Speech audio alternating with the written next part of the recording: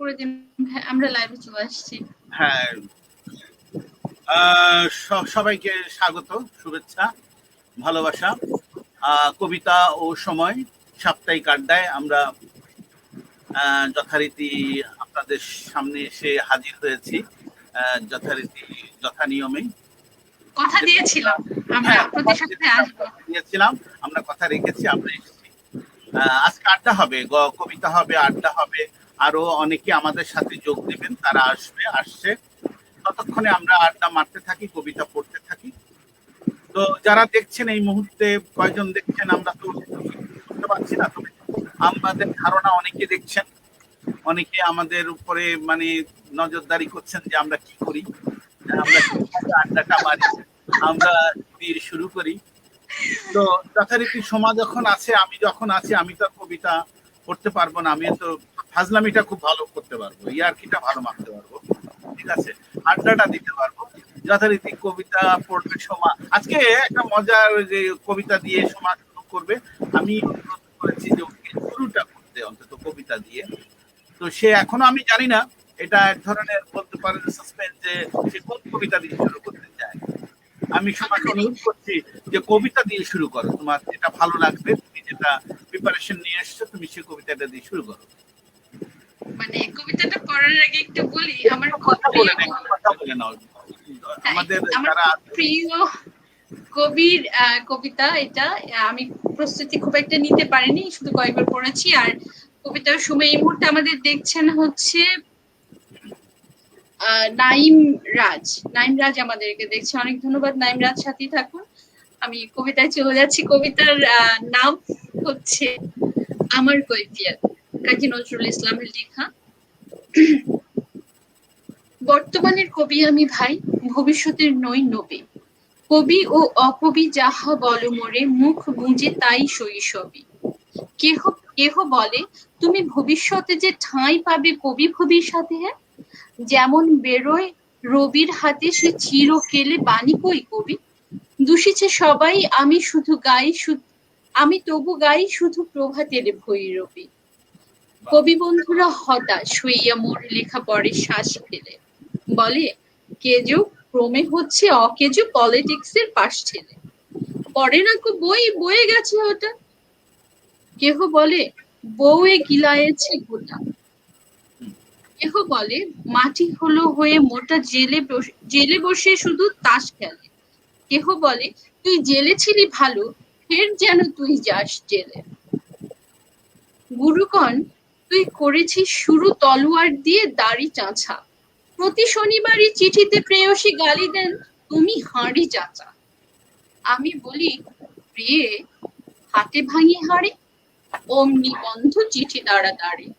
সব ছেড়ে দিয়ে করিলাম বিয়ে, ইন্দুরা কন আঁড়ি চাচা। জবন্য আমি কাফের ভাবিয়া খুঁজি টিকি দাড়ি কাছা। মৌলভী যত মৌলভী, আর মোল্লারা কন হাত নেড়ে দেবদেবীর নাম মুখে আনে, সবে দাও বাজিটার জাত নেড়ে। ফতুয়া দিলাম কাফের কাজিও, যদিও শহীদ হইতে রাজিও। আমপাড়া পড়া হাম বড়া মোড়া এখনো বেড়াই ভাত পেরে। হিন্দুরা ভাবে পার্সি শব্দে কবিতা লেখে ও পাত নেড়ে। আনকোরা যত নন ভায়োলেন্ট, নন কোর দল নন খুশি। ভায়োলেন্সের ভায়োলিন নাকি আমি বিপ্লবী মন্ত্রী। এটা অহিংস বিপ্লবী ভাবে নয়, চরকার গান কেন গাবে। গোড়ারাম ভাবে নাস্তিক আমি, পাতিরাম ভাবে কনফুসি। স্বরাজিরা ভাবে নারাজি, নারাজিরা ভাবে তাহাদের অঙ্কুশী। নর ভাবে আমি বড় নারী ঘোষা, নারী ভাবে নারী বিদ্বেষী। বিলেত ফেরনি প্রবাসী বন্ধু কন, এই তব বিদ্বেষ ছি। ভক্তরা বলে নবযুগ রবি, যুগেরে না হই হুজুগের কবি। বটি তরে দাদা আমি মনে ভাবি, আর কোষে কোষে হৃদ বেশি। দোকানে চশমা আঁটিয়া ঘুমানো, দিব্যি হতেছে নির্দেশী।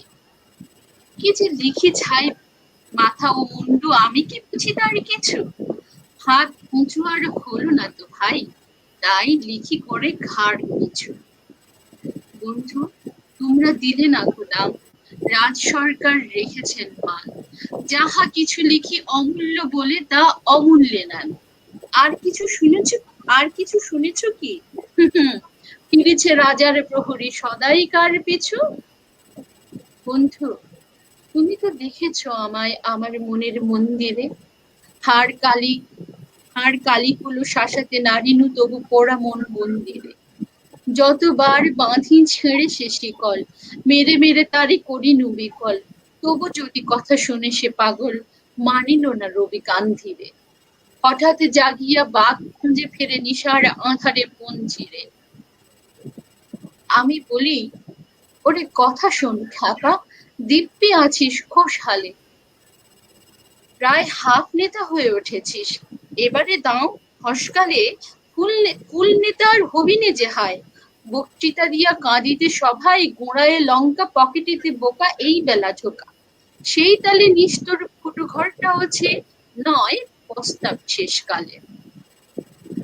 বোঝে না গো যে বোঝে নাকো যে বোঝে নাকো যে সে চারণের বেশে ফেরে দেশে দেশে গান গেয়ে, গান শোনো সবে ভাবে, গান শুনে সবে ভাবে, ভাব নাকি দিন যাবে এদের পান খেয়ে, রবে নাকো ম্যালেরিয়া মহামারী, স্বরাজ আসিছে চড়ে জুড়ি গাড়ি।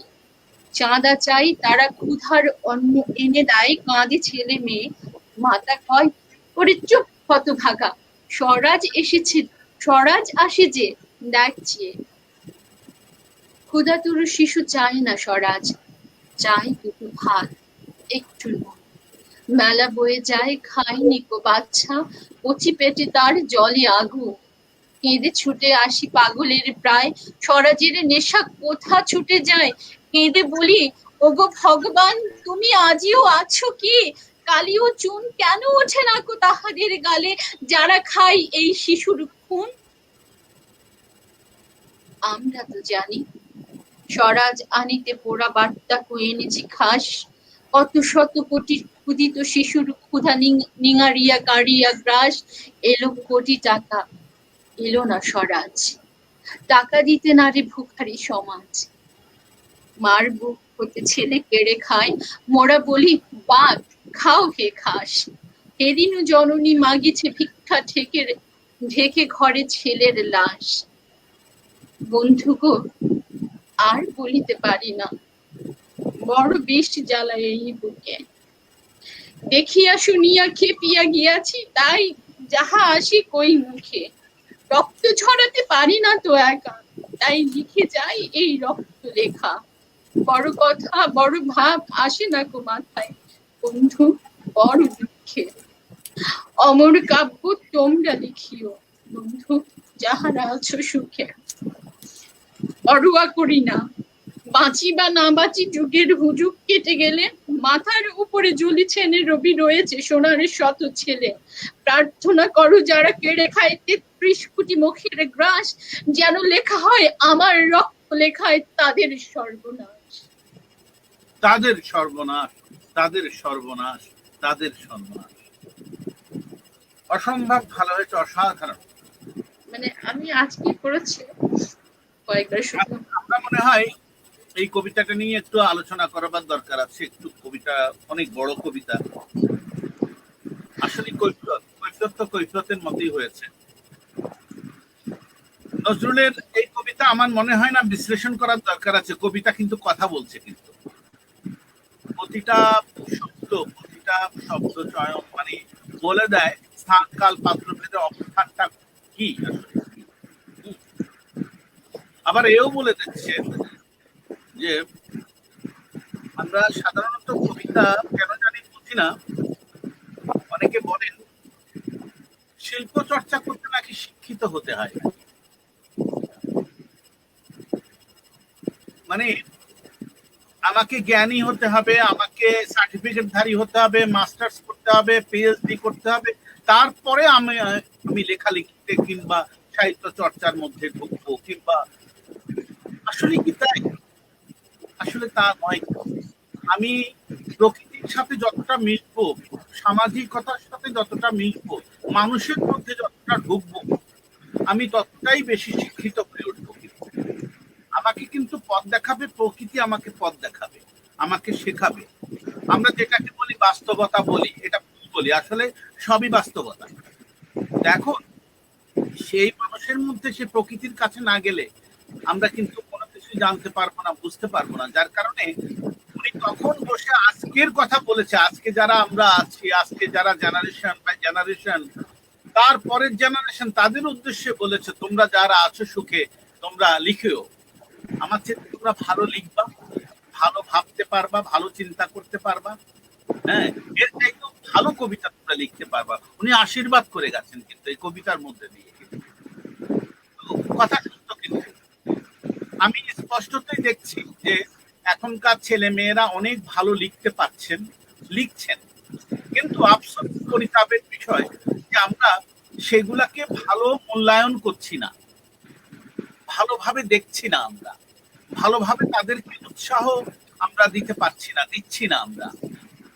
হ্যাঁ, এটা আমি ছোটবেলা থেকে আমি এই বিষয়টি লক্ষ্য করে আসছি যে আমরা এখনো অনেকে লুকিয়ে লেখে, কিন্তু প্রকাশ্যে লিখছে না। কেন লুকিয়ে লিখছে? কারণ হচ্ছে এখন যদি জানতে পারে আমার শিক্ষক, আমার গুরুজন অমুক যদি জানতে পারে আমি লিখছি, তখন আমাকে কটাক্ষ করবে এরকম, ও তুমি রবীন্দ্রনাথ হতে চাও, তুমি নজরুল হতে চাও, হ্যাঁ, সুনীল গঙ্গোপাধ্যায় হতে চাও। এই যে এরকম ফোড়ন কেটে কথা বলা, এই মানসিকতাটা আমাদের বর্জন করতে হবে। সে যাই লিখুক না কেন। আমার একটা প্রসঙ্গ মনে পড়ে গেল, আমি সেদিন লাইভে এসেছিলাম, তো একজন আমাকে কমেন্ট করেছে যে আপনার হলুদ চশমাটা কোথায়। আমি খুব অবাক হলাম। সে যেই হোক না কেন, আমার বন্ধু হতে পারে, শত্রু হতে পারে, মিত্র হতে পারে, কিংবা উনি সাহিত্য সংস্কৃতির সেবক হতে পারেন, ডাজন্ট ম্যাটার। কিন্তু আমার কাছে আশ্চর্য লেগেছে যে উনি, আমরা এত কথা বললাম, এত বিষয় আছে, বিষয় থাকতে আমার চশমা ওনার কাছে সাবজেক্ট হয়ে উঠলো। আমার চশমাটা কোথায়? হয়তো একটু পরে সুযোগ পেলে বলতো যে আপনার জাঙ্গিয়াটা কোথায়, আপনার লুঙ্গিটা কোথায়, তাই না? তো এইসব লোক খুব ভয়ঙ্কর। এইসব যারা, আমি তাদেরকে বলবো আপনারা ফেসবুকে আসবেন না, আপনারা এইসব শিল্প সাহিত্য সংস্কৃতি থাকবেন না, আপনারা ইঁদুর পাড়া ওষুধ খায় আপনারা মরে যান। আপনাদের দরকার নেই, আপনাদের মতো ফালতু লোকের দরকার নেই।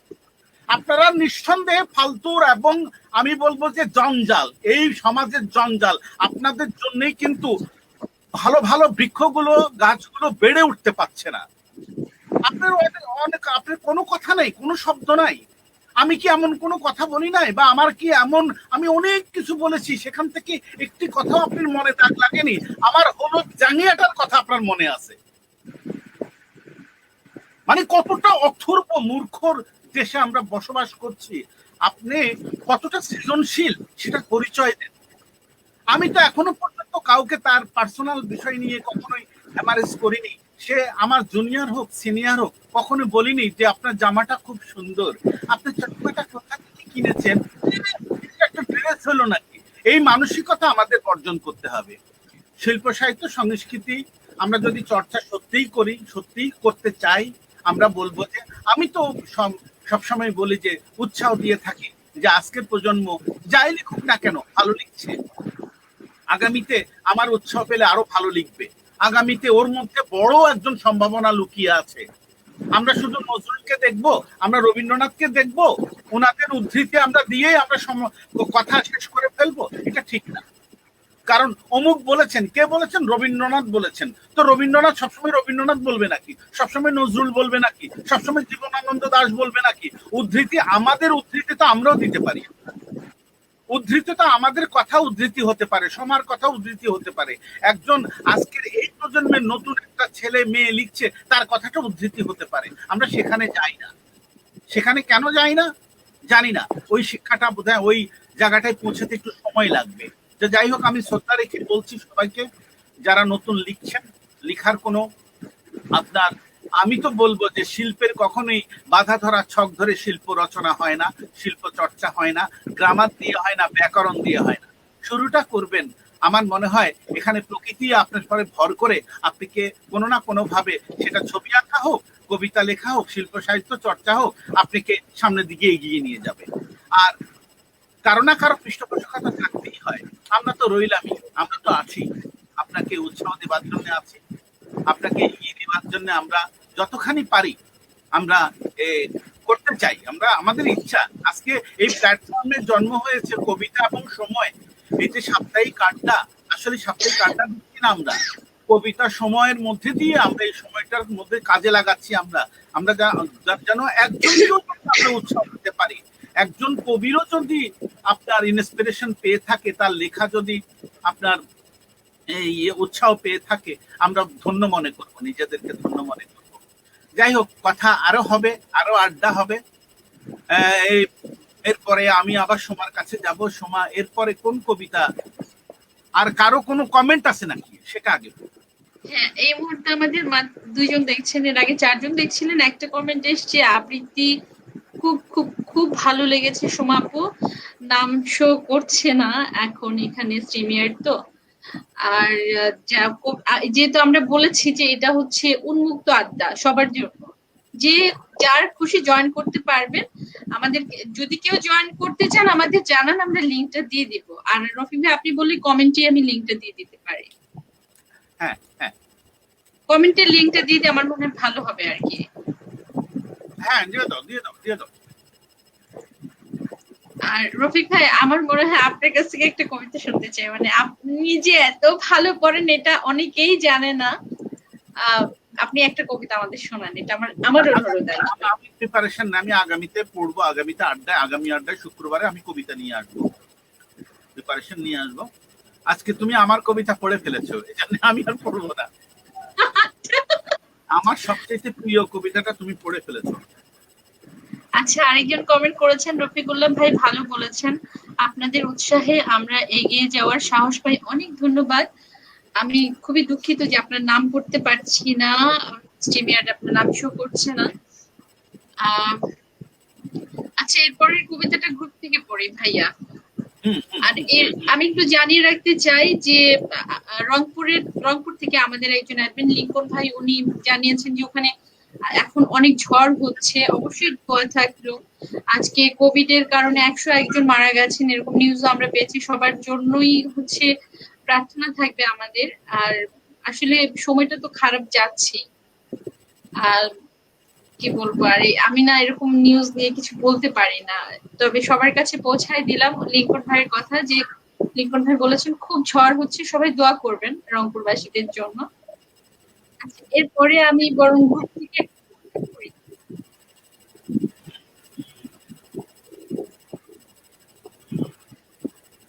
আমাদের গ্রুপে মিনহাজ রুমি খুব ভালো লিখে। নতুনদের কবিতা পড়ো, নতুনদের একদম যারা কেবল লিখছেন তাদেরকে আমরা উৎসাহ দেব, এই জন্য আমরা তাদের কবিতা বেশি বেশি করে পড়বো। মিনহাজ রুমি অনেক ভালো লিখে, মানে এত ভালো লিখে, সমসাময়িক মেবি এটা হচ্ছে ওর এই কর্মকালীন সময় নিয়ে লেখা।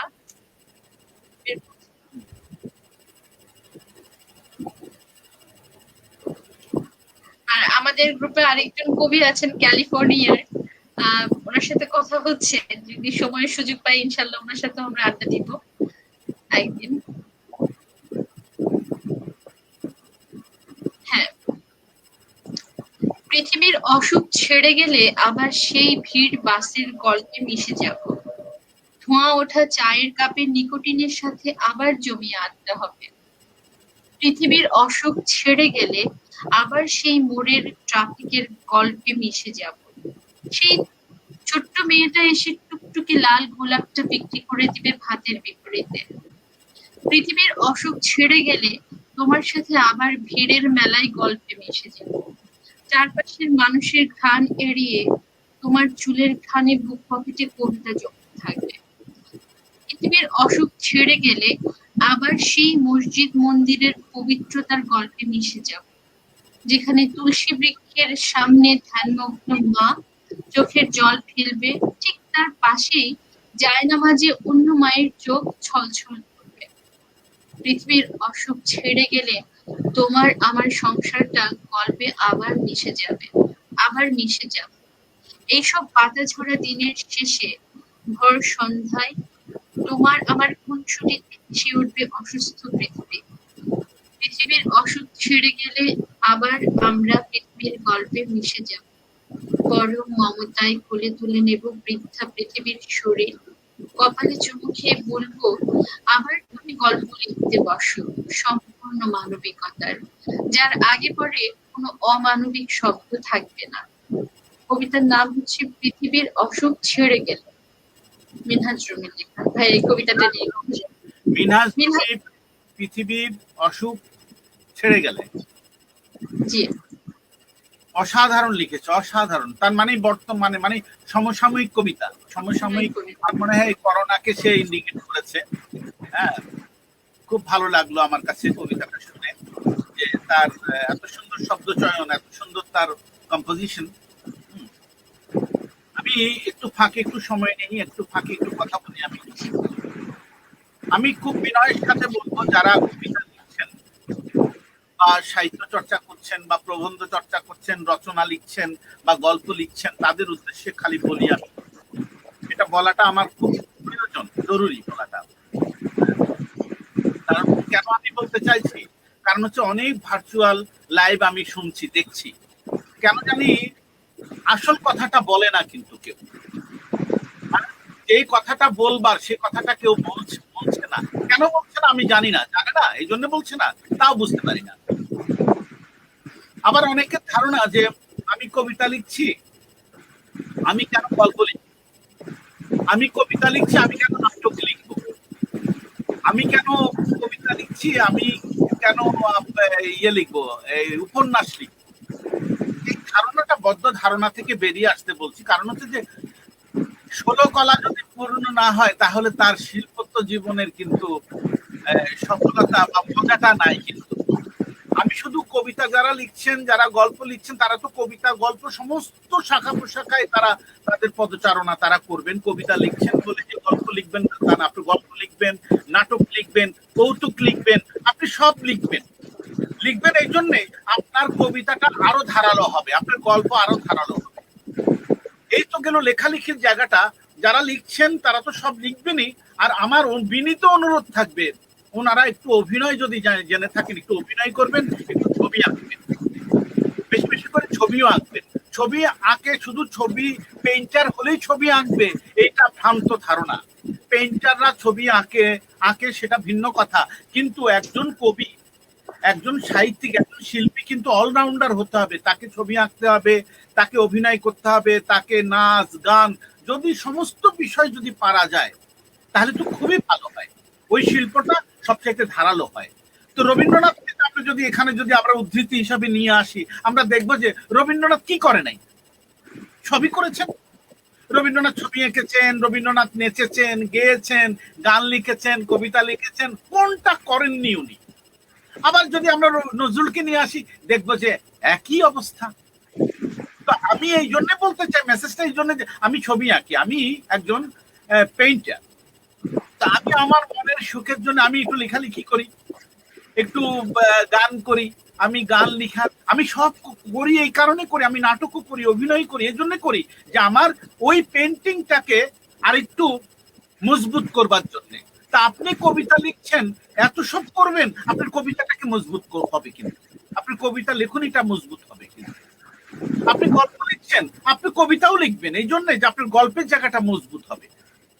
এটা আমার বিনীত অনুরোধ, যে কারো কথা শুনবেন না, আপনি কাউকে পরোয়া করবেন না, কাউকে ভয় পাবেন না, আপনি সংকোচ আপনার যেন না থাকে, নিঃসংকোচে আপনি সব করে যাবেন। আপনি না হোক ছবি আঁকা, না হোক অর্থাৎ রং মাখামাখি খেলাটা খেলবেন, আপনি সব করবেন, আপনার মধ্যে সমস্ত করার অধিকার আপনার রয়েছে।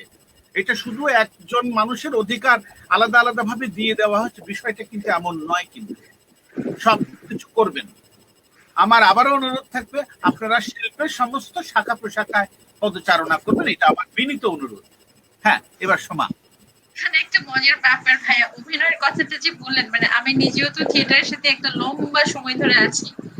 যেটা হয় আর কি, অভিনয় করতে গেলে যে ক্যারেক্টার গুলো নিয়ে অ্যানালাইসিস করা, ওই ক্যারেক্টার গুলো ফিল করা, ফিলটা, মানে আমি তো কখনোই মানে আমি আমি কখনো এমন দিন হয়নি যে 3-4 দিন আমি না খেয়েছিলাম, আল্লাহর রহমতে আমি এটা এই দিন আমাকে দেখতে হয়নি। কিন্তু যখন আমি একটা ক্যারেক্টার করি, যদি ক্যারেক্টারটার মধ্যে এরকম যে আমি যে আমার যে লাস্ট যে ক্যারেক্টার ইয়েটা ছিল ওইটার মধ্যে যেমন আহ খুবই ক্ষুধার্ত প্রেগনেন্ট একটা নারী, তাকে রেখে তার স্বামী, তার শ্বশুর আলু চুরি করে এনে আলু পোড়া দিয়ে খাচ্ছে, কিন্তু ওই যে ওয়াইফ একদম 11th আওয়ারে তার দিকে কিন্তু খেয়াল নেই।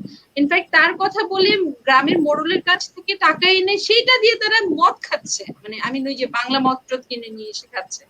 তো ওই সময় ওই মহিলার ওনার ওই নারীর অনুভূতিটা কেমন হয়? একে তো ক্ষুধার্ত, তার মধ্যে তার সাথে আরেকজন মানুষ, ঠিক এই যে পেইনটা, মানে আমি জাস্ট একটা ক্যারেক্টারের কথা বললাম, এরকম যে প্রতিটা ক্যারেক্টার যারা অভিনয় করেন এই ক্যারেক্টার গুলোর মধ্যে ঢুকে যে ফিল করতে পারে ব্যাপারটা, যে যন্ত্রণাটা কি জীবন যন্ত্রণা, আমি জীবনের যে যাতনাটা আমি ওটার কথা বলতে চাই। আর যারা আমার মনে হয় জীবনের যাতনাটা বুঝতে পারেন তারা খুব বিনয়ী হন আশা করি, এবং তারা সব দিকে আর কি যাই বলতে চান সেটাকে সুন্দরভাবে স্পষ্টভাবে তুলে ধরতে পারেন। সবাই তুমি যে বিষয়টি নিয়েছো খুব ভালো একটা আমাকে একটা ইঙ্গিত দিয়ে দিয়েছো, একটা মানে বিষয় দিয়ে হাতে তুলে দিয়েছো। এটা আমি পরে বলবো, এই বিষয় নিয়ে আলোচনা করব পরে। এটা খুব সুন্দর একটা বিষয়। এই বিষয়টা অনেক ডালপালা আছে, অনেক শাখা প্রশাখা আছে। এটা নিয়ে আমি আবার তোমার একটি কবিতা পড়ার পরে আমি আবার আলোচনায় আসবো। আচ্ছা, আমি এখন উল্লাস সাফির একটা কবিতা পড়বো। আচ্ছা, ইনি কে? আমাকে লিখেছেন কে? রফিকুল্লাহ ভাই ভালো বলছেন, আপনাদের উৎসাহে আমরা এগিয়ে যাওয়ার সাহস পাই। মানে ওনার নামটা পড়তে পারছি না ভাই, স্ট্রিমিয়ার থেকে তো, আর আমি পরে সুযোগ পেলে নামটা পড়ে দিব আর কি। আচ্ছা আচ্ছা, আমার আরেকটা ডিভাইস হাতে নেই এই মুহূর্তে। আচ্ছা, এখন একটা কবিতা পড়ছি উল্লাস সাফির। ছন্ন ছাড়া জীবনকে প্রবঞ্চনা থেকে মুক্তি দিতে বেঁধেছি ছন্দ, আর আর্তনাদ করা আর্দ্র বুকে জ্বালিয়েছি বিষের বাসর। যেভাবে পুড়ে গিয়ে তার সবটুকু অনুভব করে চলে যাব ধুলোয়, চলে যাব মহাকালের সারথি, ভালোবেসে উড়িয়ে যাব অবোধ আত্মা। আগুনের তাপে বাষ্পীভূত হয়ে উঠে যাবে সে, পড়ে রইব আমি মাটিতে কিংবা ছাই, মাটিতে কিংবা ছাই। মেঘে মেঘ হয়ে আকাশের কোলে ভাসবে অপরিণত বিষাক্ত আত্মার মানুষ। এই কবিতার কোনো শিরোনাম কবি দেননি। রফিক ভাই অনুরোধ করছে এই কবিতাটা নিয়ে কিছু বলেন, কারণ ও কিন্তু শেষের দিকে শেষের লাইনটা বলেছেন যে মেঘ মেঘ হয়ে আকাশের কোলে ভাসবে অপরিণত বিষাক্ত আত্মার মানুষ। এই জায়গাটা আমি নিজেও অবশ্য বুঝি নাই, বিষাক্ত আত্মার কথাটা উনি কেন বলেছেন। কবির সাথে আমার কথা হয়নি। কবিতাটা খুব ছোট, তুমি আরেকবার যদি পড়ো আমার জন্য খুব অবশ্যই পড়বো, অবশ্যই পড়বো। আরেকবার পড়ো কবিতা। ছন্ন ছাড়া জীবনকে প্রবঞ্চনা থেকে মুক্তি দিতে বেঁধেছি ছন্দ, আর আর্তনাদ করা আর্দ্র বুকে জ্বালিয়েছি বিষের বাসর। যেভাবে পুড়ে গিয়ে তার সবটুকু অনুভব করে চলে যাব ধুলোয়, চলে যাব মহাকালের সারথি, ভালোবেসে উড়িয়ে যাব অবোধ আত্মা। আগুনের তাপে বাষ্পীভূত হয়ে উঠে যাবে সে, পড়ে রইব আমি মাটিতে কিংবা ছাই। মেঘে মেঘ হয়ে আকাশের কোলে ভাসবে অপরিণত বিষাক্ত আত্মার মানুষ। রফিক ভাই। হ্যাঁ, ব্যাপার হচ্ছে কি যে এটাকে আমরা বলি হচ্ছে যে সাজেস্টিক ফর্মে সেই কবিতাটা লিখেছে, কিংবা বলা যায় যে এক ধরনের এখানে উপমা, অনেকগুলো উপমা সে ব্যবহার করেছে। কিন্তু এটা রিয়েল অ্যাবসার্ড বলি আমরা, রিয়েল অ্যাবসার্ড মানে রিয়েলিস্টিকের মধ্যে এক ধরনের অ্যাবসার্ড ফর্মের মধ্যে কবিতার মধ্যে আছে। আসলে এটাও ন্যাচারাল। সে কিছু কিছু কথাকে একটু অন্যরকম ফর্মে সে বলবার চেষ্টা করেছে, একটু হ্যাঁ, গলাটা ভালো হয়েছে তার। মানে আমরা বলি না যে একটু অন্যরকম করে বলা আর কি, একটু আর্টিস্টিক বা একটু মানে রূপকী অর্থে বলা আর কি, সেরকমই সে বলেছে। এখানে কোনো কথা যে মানে সে একেবারে দুর্বোধ্য কথা বলেছে তা নয়, কিন্তু তার কথা হচ্ছে কি তার জীবনকে নিয়ে বলেছে। কে আমাদের সাথে আমাদের সাথে এখন জয়েন করেছেন নাইম রাজ। নাইম রাজ ভাইয়া ওই দিনও জয়েন করেছিল, বাট সে একটা কবিতা বলেই চলে গেছে। নাইম রাজ, আজকে আপনার পরিচয়টা শুনতে চাই। আপনাকে খুব ভালো জানাশোনা নেই আপনার সাথে আমার। আচ্ছা, আপনারা কেমন আছেন? আমাকে শুনতে পাচ্ছেন? খুব আমরা ভালো শুনতে আছি, পাচ্ছি। আমরা শুনতে পাচ্ছি, খুব ভালো শুনতে পাচ্ছি। নাইমরাজ, খুব ভালো আচ্ছা, দেখাচ্ছে আপনাকে। হুম। আচ্ছা, ধন্যবাদ। গতদিন আমি এসেছিলাম, আমার ইন্টারনেটটা বিচ্ছিন্ন হয়ে যাওয়ার কারণে আমি আর যুক্ত থাকতে পারিনি। পরবর্তীতে আমি পুরো লাইভটা দেখলাম, আমার খুবই ভালো লেগেছে। বর্তমান সময়ে এরকম একটা আড্ডা আসলেই প্রাসঙ্গিক এবং আমাদের সময় প্রয়োজন। ওরকমের থাক, ওই ফরম্যাটটা থাক, এইটা থাক, হ্যাঁ, এটা ভালো লাগছে। হ্যাঁ। হ্যাঁ, হ্যাঁ, নাইম রাজ বলেন, আপনি বলেন। আর এখন আমি আমার কথা পরে বলছি, আমি আমার কথা পরে বলবো, সময় পরে বলবো। এখন নাইম রাজকে পেয়েছি, নাইম রাজের উপরে এখন ঝড় যাবে। হ্যাঁ, না, আমি আমি আমি একটু আগে আপনার রফিকুল্লাহ দাদা, আপনার একটা কথা আমার কাছে অসাধারণ লেগেছে। সেটা হচ্ছে, টু বি অনেস্টলি, সেটা হচ্ছে যে একজন শিল্পী, মানে শিল্পমনা মানুষ, সে শুধুই কেন কবিতা লিখবে? সে যে কোনো আহ মাধ্যমে পদচারণা করতে পারে, সে পেইন্টিং করতে পারে। আমার কাছে মনে হয় সবচেয়ে ভালো শিল্পী এবং সবচেয়ে পবিত্র শিল্পী হচ্ছে একদম শিশু, বাচ্চা, যে কিছুই জানে না। তার হাতে রং তুলি দিলে যেটা বের হয় সেটা আমার কাছে অসাধারণ মনে হয়, সেটা শ্রেষ্ঠ কাজ মনে হয়। হ্যাঁ, যার মধ্যে কোনো জটিলতা নাই। হ্যাঁ, তো আপনার কথাটা আমার কাছে অসাধারণ লাগছে। সে কবিতা লিখবে, সে গান লিখবে, সে সকল শিল্পের সব জায়গায় পদচারণা করবে, কারো কোনো বাধা নেই এবং এখানে বাধা দেওয়ার মতো কেউ নেই। আরেকটা বিষয় আমার কাছে মনে হয়, অনেকেই বর্তমান আমাদের মতো যারা তরুণরা আছে ভয় পায় যে আমি এটা করব, মানুষ কি মনে করবে। এখানে তো আমার কাছে মনে হয় ভয় পাওয়ার কিছু নাই। এটা শিল্প আমি সত্তা বলেছি, এটা সবার। বলেছি, আমি বলেছি, এটা ক্লিয়ার করে দিয়েছি। হ্যাঁ, কাউকে আমি হ্যাঁ, পরোয়া করি না, সোজা কথা। Right, right. এটা আমার কাছে অসাধারণ লেগেছে এবং আমি অনেক অনুপ্রাণিত হয়েছি। হ্যাঁ, অনেক। আমি তো আপনাকে ব্যক্তিগতভাবে, আমি আপনাকে অনেক দিন থেকে চিনি। আপনার যে দর্শন, আম, আপনার সঙ্গে হয়তো সামনাসামনি দু একবার কথা হয়েছে, সেই জায়গা থেকে আমি আপনাকে মানে অনুপ্রেরণা পাই, কাজ করার একটা শক্তি পাই। মানে এত এত বাস্তবতা, তিক্ত বাস্তবতা, তারপরও কাজ করার শক্তি পাই। না, আমাদের উদ্দেশ্যটা তাই, কবিতা এবং সময়ের উদ্দেশ্যটা তাই, যে আমাদের এখন যে প্রজন্ম, তারপরের প্রজন্ম, তার আগের প্রজন্ম, আমরা এদেরকে যেন একটা গাইডলাইন না, ঠিক আসলে যেন সাহস সঞ্চারিত করতে পারি, সাহস যোগাতে পারি।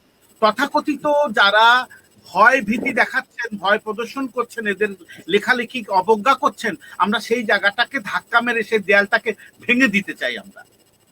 এটা আমি এটা একটা অসাধারণ, অসাধারণ। ঠিক এটা আছে, অসাধারণ। কারণ হচ্ছে কি যে এখন যে লিখছে তার লেখা কিছুই হচ্ছে না, বা যে রাবিশ, কিন্তু এ কথা আমি বলবো না। আমি বলবো খুব ভালো হয়েছে, খুব ভালো হয়েছে এবং খুব ভালো হয়েছে। এই ভালো রফিকুল্লাহ হওয়ার, দাদা, আপনার কাছে আমার একটা প্রশ্ন। হ্যাঁ, আপনারা যারা বর্তমানে, আমরা যারা একদম নবীন, আপনার আপনারা একটা বয়স পার করেছেন, কিন্তু আপনাদের কাছে আমার একটা প্রশ্ন, সেটা হচ্ছে আপনারা যখন চলে যাবেন আপনারা কি রেখে যাচ্ছেন, যেটা পরবর্তী বাংলাদেশকে উপস্থাপন করবে, কিংবা এই যে আপনাদের চর্চা ধারাটা বজায় থাকবে, কারা এটার মানে এই ধারাটা নিয়ে চলবে? আপনারা কি এরকম যোগ্য কাউরে রেখে যাচ্ছেন, কিংবা এরকম কাউকে মানে হওয়ার মানে তারা প্রয়াস পাচ্ছে না, কোনটা? নাইম রাজের প্রশ্নটা খুবই প্রাসঙ্গিক এবং খুবই ভালো। এটার জন্য আমাকে একটু সময় দিতে হবে। আমি তোমার প্রশ্নটা নিলাম, আমি উত্তর দেব। হ্যাঁ, অবশ্যই, আমি উত্তর দেবো, অবশ্যই। এটা একটা সময় করে একটু ফাঁকে আমি তোমার এই উত্তরটা দেবো, কিন্তু এখনই দিতে গেলে আমাদের আড্ডাটা নষ্ট হয়ে যাবে। আমি না, না, উত্তর না, আমি সেটা চাই না, আমি সেটা চাই না, আড্ডা চলুক। খুব প্রাসঙ্গিক, না না, এটা খুব প্রাসঙ্গিক। আমি উত্তর দেব, উত্তর দিতে গেলে একটা ফাঁক লাগবে, একটা জায়গা লাগবে, অবস্থান লাগবে। সেই অবস্থানটা অবশ্যই। তৈরি হলে আমি দিয়ে দিচ্ছি, ঠিক আছে? ঠিক, ঠিক। তো আমরা নাইম রাজের কিছু আর কিছু শুনতে চাই। নাইমরাজ, আপনার পরিচয়টা আমরা একটু ভালো করে জানতে চাচ্ছি, মানে একটু আচ্ছা, ভালো করে। আমার পরিচয় হচ্ছে, আমি নাটকে পড়ছি, জগন্নাথ বিশ্ববিদ্যালয়ে নাটকে পড়ছি। পাশাপাশি কবিতা লেখার চেষ্টা করি। মানে শিল্প চর্চা যারা করে তাদের একটু সান্নিধ্যে থাকার চেষ্টা করি এবং আমার মনের যে বোধ, মননের যেই আকাঙ্ক্ষা, সেই জায়গা থেকে শিল্প চর্চা করার চেষ্টা করি। হয়তো ওইভাবে কোনো জায়গা মানে রবীন্দ্রনাথের একটা কবিতার লাইন আমার খুব ভালো লাগে, যদি তোর ডাক শুনে কেউ না আসে তবে একলা চল। হ্যাঁ, সেই জায়গা থেকে কোথাও যদি আমি কোনো জায়গা না পাই, তো আমার ব্যক্তিগত জায়গা থেকে আমি যেটা করতে পারবো সেটাই আমি করে যেতে চাই আর কি। আচ্ছা, এই প্রসঙ্গ ধরে আমি কথাটার উত্তর দিয়ে দিচ্ছি, তাহলে বেটার হয় আর কি। তুমি এখন বললে না যে রবীন্দ্রনাথ বলেছে যে কথাটা একেবারে 100% বেশি যদি থাকে সত্যি, যে যদি তোর ডাক শুনে কেউ না আসে তো একলা চলো রে। এখন উত্তরটা হচ্ছে যে তুমি আমাকে প্রশ্ন করেছো যে আমরা কি রেখে যাচ্ছি, আমরা কি রেখে যাব। এখন আমি তোমাকে রেখে যাচ্ছি, আমি যদি উত্তর দিই আমি তোমাকে রেখে যাচ্ছি। আমার ইন্সপিরেশন বলো, আমার কি বলবো, যে যদি কোনো এটাকে কি বলা হয়, কি বলা যায়, যে আমার একটা গ্রামার, একটা ব্যাকরণ, যে আগামী প্রজন্ম কিভাবে চলবে, সেটা আজকে যে নাইমরাজ আমার সামনে বসে আছে ওকে আমি রেখে গেলাম। ও ওই দেয়ালগুলো ভেঙে দেবে, যে না, শিল্পের কোনো ব্যাকরণ নেই, ব্যাকরণ দিয়ে শিল্প চর্চা হয় না, ওর কোনো গণ্ডি নাই, ওর কোনো পরিধি নাই, ওর কোনো ব্যাপ্তি নাই, মাপ নাই, সীমারেখা নাই। ওটা ভেঙে ফেলো, ভেঙে ফেলে চুরমার করে সামনে আগাও, আর তুমি সব কাজ করবা, তুমি রান্না করবা, তুমি গৃহস্থলীর কাজ করবা, তুমি সমাজের জন্য কাজ করবা, তুমি লেখালেখি করবা, তুমি ছবি আঁকবা, তুমি নাচবা, তুমি গাইবা, তুমি কৌতুক অভিনয় করবা, কৌতুক করে মানুষ হাসাবা, মানুষকে কাঁদাবা, তুমি সমস্ত কিছু করবা, সমস্ত শাখা প্রশাখায় তোমার বিচরণ থাকবে। এই জন্য আমি আমার ওই যে বলে কি রেখে যা, আজকে আমি নাইম রাজকে রেখে গেলাম। উত্তর পাওয়া গেছে? এরকম অনেক নাইম রাজ আছে। একজন আমার, আমি সংখ্যায় অনেক দেখতে চাই না, আমি একজন, একটা মানুষ দরকার শুধু। আমার কোটি মানুষ দরকার নেই, একটা মানুষে কিন্তু পারে কোটি মানুষ তৈরি করতে, কিন্তু কোটি মানুষ পারবে না একটা মানুষকে তৈরি করতে। একদম একদম একদম। ক্লাসে ছাত্র থাকে কয়জন আর শিক্ষক থাকে কয়জন? শিক্ষক কিন্তু একজন থাকে, ছাত্র কিন্তু অনেকজন থাকে। সে অনেক ছাত্র যদি বলে যে স্যার পাগল, তাহলে কি সত্যি সত্যি স্যার পাগল হয়ে যাবে? পাগল হয়ে যাবে না কিন্তু, ঠিক আছে? কিন্তু স্যার যদি বলে তোরে ওরে পাগল, ওই 100 ছাত্রকে যদি ওরে পাগল, তো বুঝতে হবে যে ওই পাগল বলার মধ্যে একটা ভালোবাসা আছে, কিন্তু ভালোবাসা আছে, ওটার মধ্যে কিন্তু একটা কি যেন একটা সিগনেচার দেওয়া আছে, কিন্তু আসলে ওই পাগল সেই পাগল না। এই জন্য লালন বলেছে 3 পাগলে হইল মেলা নই দিয়ে এসে। তো আজকে আমরা এখানে 3টা পাগল যখন একসাথে হয়েছি, তখন লালনের কথাই যথার্থ হলো। 3টা পাগল একসাথে না হলে কিন্তু নইতে, মানে নদীতে না, কিন্তু নইতে 3 পাগলে হইল মেলা নই দিয়ে এসে। পাগল কিন্তু 3জন না, পাগল কিন্তু একটা। আমি পাগল, আমি আমি আমি আমি ওই 3টা আমি, কিন্তু আমি, ঠিক আছে? ওই 3টা আমার মধ্যে যে 3টা সত্তা থাকে, 3টা না আরো অনেক সত্তা আছে, এটা নিয়ে পরে আলাপ করব বিষয় নিয়ে। আমার মধ্যে যদি আমি পাগলামি, আমার মধ্যে যদি আমি পাগল, আমি আমাকে যদি পাগল কখনো এইটা কখনো ওইটা বিভিন্ন চরিত্রে আমি যদি আমাকে প্রতিস্থাপন না করতে পারি, তাহলে তো ওই কথাটা হবে না যে 3 পাগলে হইল মেলা নই দেশে।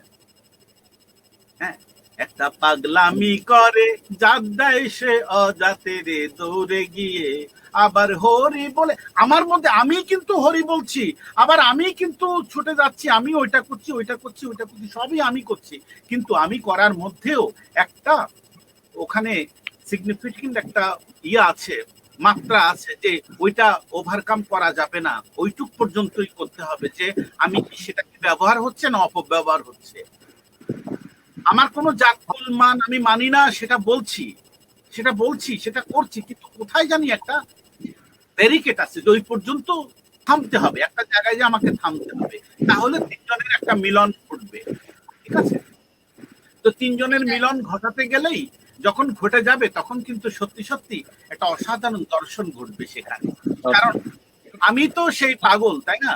আবার আমি তো সেই সচেতন, যদি আপনাদের দৃষ্টিতে সেই কবি, সেই সচেতন মানুষটাও আমি, আবার অসচেতন মানুষটাও আমি, কেউ যদি আমাকে বাউল বলেন তাহলে বাউল, আবার যদি কেউ ফাউল বলেন আমি ফাউল, আবার যদি বলেন আমি খুব ভালো ধর্ম বিশারদ, তা তা মানে সবকিছুতেই মানে আমার ক্যারেক্টারিস্টিক এমন হবে যে যে পাত্রে ধারণ করবেন আপনি সেই পাত্রের আকারই দেখতে পাবেন আমার মধ্যে।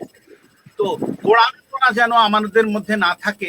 আসলে ওই যে কথার ছলে কথা চলে আসলো যে মৌলানাদের আচার আচরণকে কিন্তু মৌলবাদী বলা হয় না, কিন্তু যারা কষ্ট, যারা বেহায় তেড়া তেড়া গোড়া, তাদেরকে বলা হয় মৌলবাদী। তার মানে আইন মানি, সালিশ মানি, তালগাছ আমার, এই ধরনের লোক থেকে 100 হাত দূরে থাকুন, ভ্যাপু বাজান। ঠিক আছে? সব জায়গায় দাদা, সব জায়গায় এগুলো বিরাজমান, সেটা শিল্প সংস্কৃতি থেকেও শুরু করে সব জায়গায়, সব সব জায়গায়। জায়গাতেই আছে, আমার ঘরেই আছে, আমার ঘরেই আছে। সেই ঘরের থেকে আমাকে শুরু করতে হবে সেই প্রতিবাদটা, কারণ আমার ঘরে আছে, সমাজে তো আছি, আমার ঘর থেকে শুরু করতে হবে যে এই চরিত্রটা আমার ঘরেই আছে। তো আমি সেখান থেকেই প্রতিবাদ করে আমি এগিয়ে যাব। আমি ব্যক্তিগত ছবি আঁকতাম ছোটবেলায়, আমার ছবি আঁকতে দেয়নি বলে পাপ হবে, কিন্তু যতবার আমার ছবি আঁকাতে ব্যাঘাত করেছে ততবার আমার ইয়েটা বেড়ে গেছে, ফোর্সটা বেড়ে গেছে ছবি আঁকার। ছবি আঁকার 14 গোষ্ঠী উদ্ধার করে ছাড়বো। এক সময় ঘর থেকে বেরিয়ে গেলাম, ছবি আঁকাই আঁকলাম। হ্যাঁ, আমি আজকে নঈম রাজ যেখান থেকে কথা বলছে, নঈম রাজের অবস্থান আমার অবস্থান খুব কাছাকাছি। তার মানে জগন্নাথ কলেজের সাথে, ইউনিভার্সিটির সাথে আমার বাড়ি লক্ষ্মীবাজারে। লক্ষ্মীবাজারে আমার বাড়ি, আমি লক্ষ্মীবাজার থেকে কথা বলছি। তোমাদের অনেক ছেলে মেয়ের সাথে আমার পরিচয় আছে জগন্নাথে, যারা নাট্যতত্ত্বে পড়ে, যারা বিভিন্ন পেন্টিং নিয়ে পড়ছে, চারুকলা নিয়ে পড়ছে, সবার সাথে কোনো না কোনো ভাবে আমার সংযুক্ততা আছে। হ্যাঁ, তো কথা হলো যে কথা আরো বলবো, কথা আরো হবে। আমি শুধু এটুকুই বলে যাব যে আমরা আদর্শিক জায়গায় আমরা ঠিক থাকবো, আমাদের সামাজিক জায়গায়, দায়িত্বের জায়গায় আমরা ঠিক থাকবো, কিন্তু আমরা সবকিছু ব্যাকরণ দিয়ে হয় এটা আমরা মানবো না। সবকিছু, অনেক কিছুই আমাদের পড়ে আমাদের সার্টিফিকেট থাকতে হবে, আমাদের পিএইচডি করতে হবে, আমাদের মাস্টার্স, আমাদের অনেক জ্ঞানী, আমাদের মানে পুঁথিগত বিদ্যায় খুব মানে অনেক করতে হবে তা নয়, কিন্তু পুঁথিগত বিদ্যার চাইতে প্রাকৃতিক জ্ঞানটা অনেক অনেক বেশি দরকার আমাদের। এই জন্য প্রকৃতির মধ্যে আমরা বেশি করে হাঁটবো, বিস্তার করবো নিজেকে। এরপরে আবার আড্ডা হবে, কথা হবে। এরপরে কি হচ্ছে, আমরা নঈম রাজের একটা কবিতা শুনি আগে। অবশ্যই। আচ্ছা, আমি একটা কবিতা প্রথমে বলে রাখি, আমি ভালো কবিতা আবৃত্তি করতে পারি না, কবিতা পাঠ করতে পারি, ভুল হলে ক্ষমা করে দিবেন দাদা। এখানে এখানে আড্ডা হচ্ছে, এটা এখানে পাঠ হবে, এখানে পাঠ হবে, ধান হবে, এখানে অনেক তরি তরকারি হবে, কিন্তু এখানে তামাক চাষ হবে না এখানে। ঠিক আছে, আমি একটা কবিতা আবৃত্তি করছি। হ্যাঁ, ক্যাজুয়াল একটা থাকে না যে 4-5 জন মিলে, তোমরা যে আমি তুমি করে বললাম, সরি, ওই যে হ্যাঁ, অবশ্যই অবশ্যই। ক্যাম্পাসের করিডোরে বসে 4-5টা ফ্রেন্ড বসে আড্ডা টাড্ডা মারছি খুব ক্যাজুয়ালি, এরকম আড্ডা দিচ্ছি আমরা একটু। ঠিক আছে, আমি এখানে আমাদের এখানে কোনো ধারাবাহিক নিয়ম কানুন নাই, কিছু নাই। আমরা নিয়ম কানুনের গুল্লিও মারি না। তুমি কবিতা ছুড়ে দাও। এই যে লিংক ওপেন করা, যার খুশি জয়েন করতে পারবে, কারোর জন্য বাধা নিষেধ নাই। ঠিক আছে, ঠিক আছে দাদা। আমার কবিতার নাম হচ্ছে স্ফিংস। আমি ক্যামেরাটা একটু বন্ধ করলাম সুবিধার জন্য। কবিতার নাম হচ্ছে স্ফিংস। আচ্ছা। বিশ্বময় হুইসেল বাজে, তাণ্ডবের ডামাডোল, শয়তান এসেছে শহরে, গ্রাম থেকে নগরে, বাতাসে মৃত্যুর খবর। যে শিশু বিদ্যালয়ে যেত নিয়ম করে, তার এখন ঘরের চৌকাঠ পাড়ানো মানা। বৃদ্ধ বাবা শয়ন কক্ষে পেট ব্যথায় চৈত্রের মাঠ চেরা শুষ্কতার মতো হাহাকার করে। মায়ের শরীরটাও ভালো না, যদি একবার চিকিৎসালয়ে যাওয়া যেত, কিংবা ডাক্তার বাবুর সাক্ষাৎ মিলত, বৃদ্ধ বাবা মাকে আর কটা দিন সঙ্গে পেতাম। হাসপাতাল, ক্লিনিক সবগুলো অজানা রোগে আক্রান্ত। মানুষের চাল চাপা বস্তা ভিড়ে, কোথাও সরিষা দানা ফাঁকা নেই। কারো কাশি, কারো জ্বর, কারো শ্বাসকষ্ট, কেউ মৃত্যু যন্ত্রণায় ছটফট করছে। দুদিনের শিশু থেকে 90-এর প্রবীণ, কেউ বাদ নেই, কারো নিস্তার নেই। একটু বাঁচার আশায় নববিবাহিত দম্পতির কত আকুতি। 15 বছরের প্রেম জবনিকা টেনে সহস্র বাধা, লাঞ্ছনা, গঞ্জনা হজম করে দুদিন পূর্বে যাদের মালা বদল হলো। কত স্বপ্ন ছিল, এক থালায় ভাত খাওয়ার, এক বালিশে ঘুম, এক কাপে চায়ের চুমুক, বিকেলে নববইয়ের মেহেদি রাঙা হাত ধরে বেইলি রোড, ফুলার রোডে বৃষ্টি বিলাস, এক চামচে ফুচকা খাওয়া, এক আইসক্রিম ভাগাভাগি করে নেওয়া। তার কিছুই হলো না। এখন দুইজনে আইসিইউর দুই কামরায় জীবন বিয়োগ সন্ধিক্ষণে। সদ্য চাকরি পাওয়া যুবকটি শ্বাসকষ্টে গলাকাটা মুরগির মতো তরপায়। বাবা মার স্বপ্ন ছিল পাঠ চুকিয়ে ছেলে মস্ত বড় ইঞ্জিনিয়ার হবে, ভাঙা কামরা দুটি মেরামত হবে, পাশে একটা দালানও উঠবে, ঘরে আসবে চন্দ্রজবা বউ। সেসব আজ বাঁধ ভাঙা বিলাপের ফোয়ারায় প্রবাহিত হয়। আইসের কামরার বাহিরে নির্বাক নিরহ বাবা পুত্রের হাতটি ধরা নিষেধ। কাচের জানালার ফাঁক দিয়ে দেখে জল পিপাসায় আগুন পোড়া বলতার মতো দাউপাউ করছে কলিজার পুত্র। কেউ কাছে যায় না, যেতে দেয় না। বাবার বুক চিরে খান খান, চোখে জল শুকে আগ্নেয়গিরির লাভা নির্গত হয়।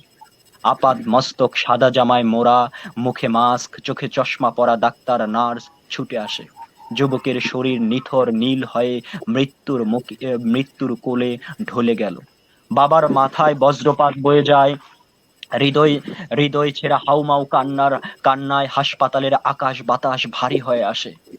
স্বপ্ন ধরার আগেই সব স্বপ্ন অপরাহ্নে শেষ হয়। পৃথিবীতে আজ মানুষে মানুষে আলিঙ্গন হয় না, মানুষ মানুষের ঘোষিত শত্রু। কাছে আসা নেই, ধরা নেই, ছোঁয়া নেই। রাস্তার মোড়ে পাড়ার গলি ধুধু করে, এ যেন আরব মরুভূমি। অল্পদিন আগেও পলাশির মোড়ে মানুষের ঢল ছিল, টিএসসি জমে উঠত বিচিত্র লেখক, কবি, গায়কের জমায়েতে। বংশাল, ধোলাইখাল, ইংলিশ রোড, ফরাজগঞ্জের রাস্তায় রিক্সা, ভ্যান, ঠেলাগাড়ি সহ হরেক যানে জমে থাকতো। গুলিস্থানে পুলিশ আর কুকুর ছাড়া কেউ নেই। দেশ বিদেশের সকল টেলিভিশন, ইলেকট্রিক মিডিয়া, প্রিন্ট মিডিয়ায় একটাই খবর, ঘরে থাকুন, নিরাপদ থাকুন, নিয়ম মেনে চলুন। তারা কি নিয়মের কথা বলে? নগর ভবনের বিপরীতে বস্তা মুড়িয়ে শুয়ে আছে বিবেক্ষা। নামে আভিজাত্য থাকলেও লোকে তাকে পাগল বলেই ডাকে। তাতে সে কর্ণপাত করে না। নিয়ম মানার ব্যাকরণগত অনিয়ম তার জানা নেই। সকাল সন্ধ্যা কয়েকবার পুলিশি তারা খেয়েও পূর্বের শয়ন জমিনে বস্তায় মুখ লুকায় বিবেক্ষা। সে দেখে চারদিক উদ্ভ্রান্ত, নগর শূন্য।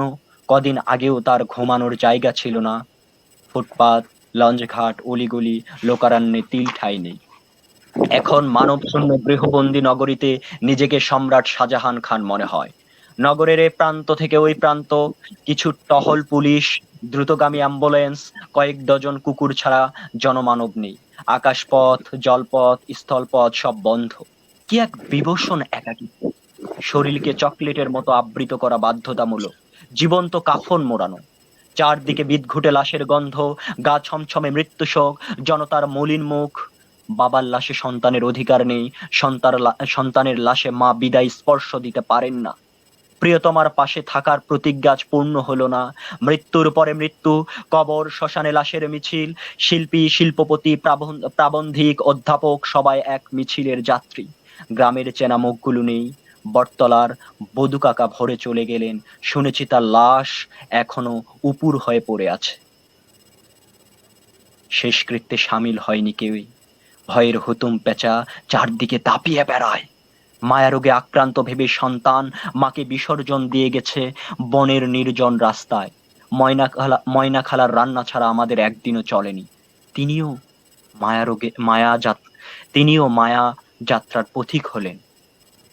আমরা তার খবর নেইনি, সাহস পাইনি যেতে। যার রান্না খেয়ে আমি 27 বছর, হয়নি দেখা তার মায়া খাওয়া মুখটি।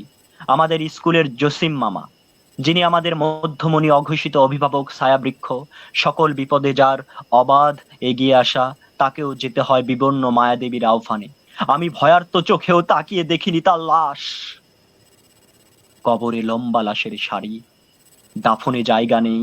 শ্মশানে দিবারাত্রি চিতা জ্বলে, ডোম নেই কোনো শ্মশানে, খোঁজ মেলে না কোথাও।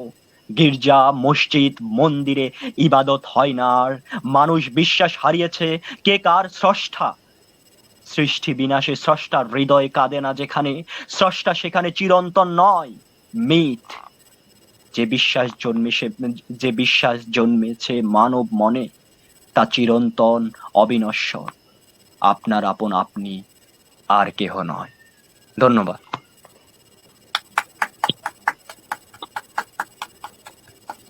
অসাধারণ অসাধারণ। নাইমরাজ, আমি মন্ত্রমুগ্ধের মতো শুনছিলাম। তো এ তো মানে কবিতা না, মনে হয় যে মহাকাব্য আহ, শ্রবণ করলাম এতক্ষণ। মানে কি নেই এর মধ্যে। 3 ঘন্টার ছবি বলবো না, মনে হচ্ছে পুরো একটা জীবনকে তুমি তুলে ধরেছো এখানে। শুধু জীবন নয়, জীবন জীবিকা, একটা পরিবার, সমাজ, একটা কাল, মহাকালকে তুমি তুলে ধরেছো এখানে কবিতায়। তোমার সাজেস্টিক ফর্ম, রিয়েলিস্টিক ফর্ম সবকিছু মিলিয়ে মিশিয়ে একাকার করে তুমি কবিতার গাঁথনি অসম্ভব ভালো। হ্যাঁ, যেখানে প্রশ্ন করেছো সেখানে আবার নিজেই উত্তর দিয়েছো, সমাধান করেছো।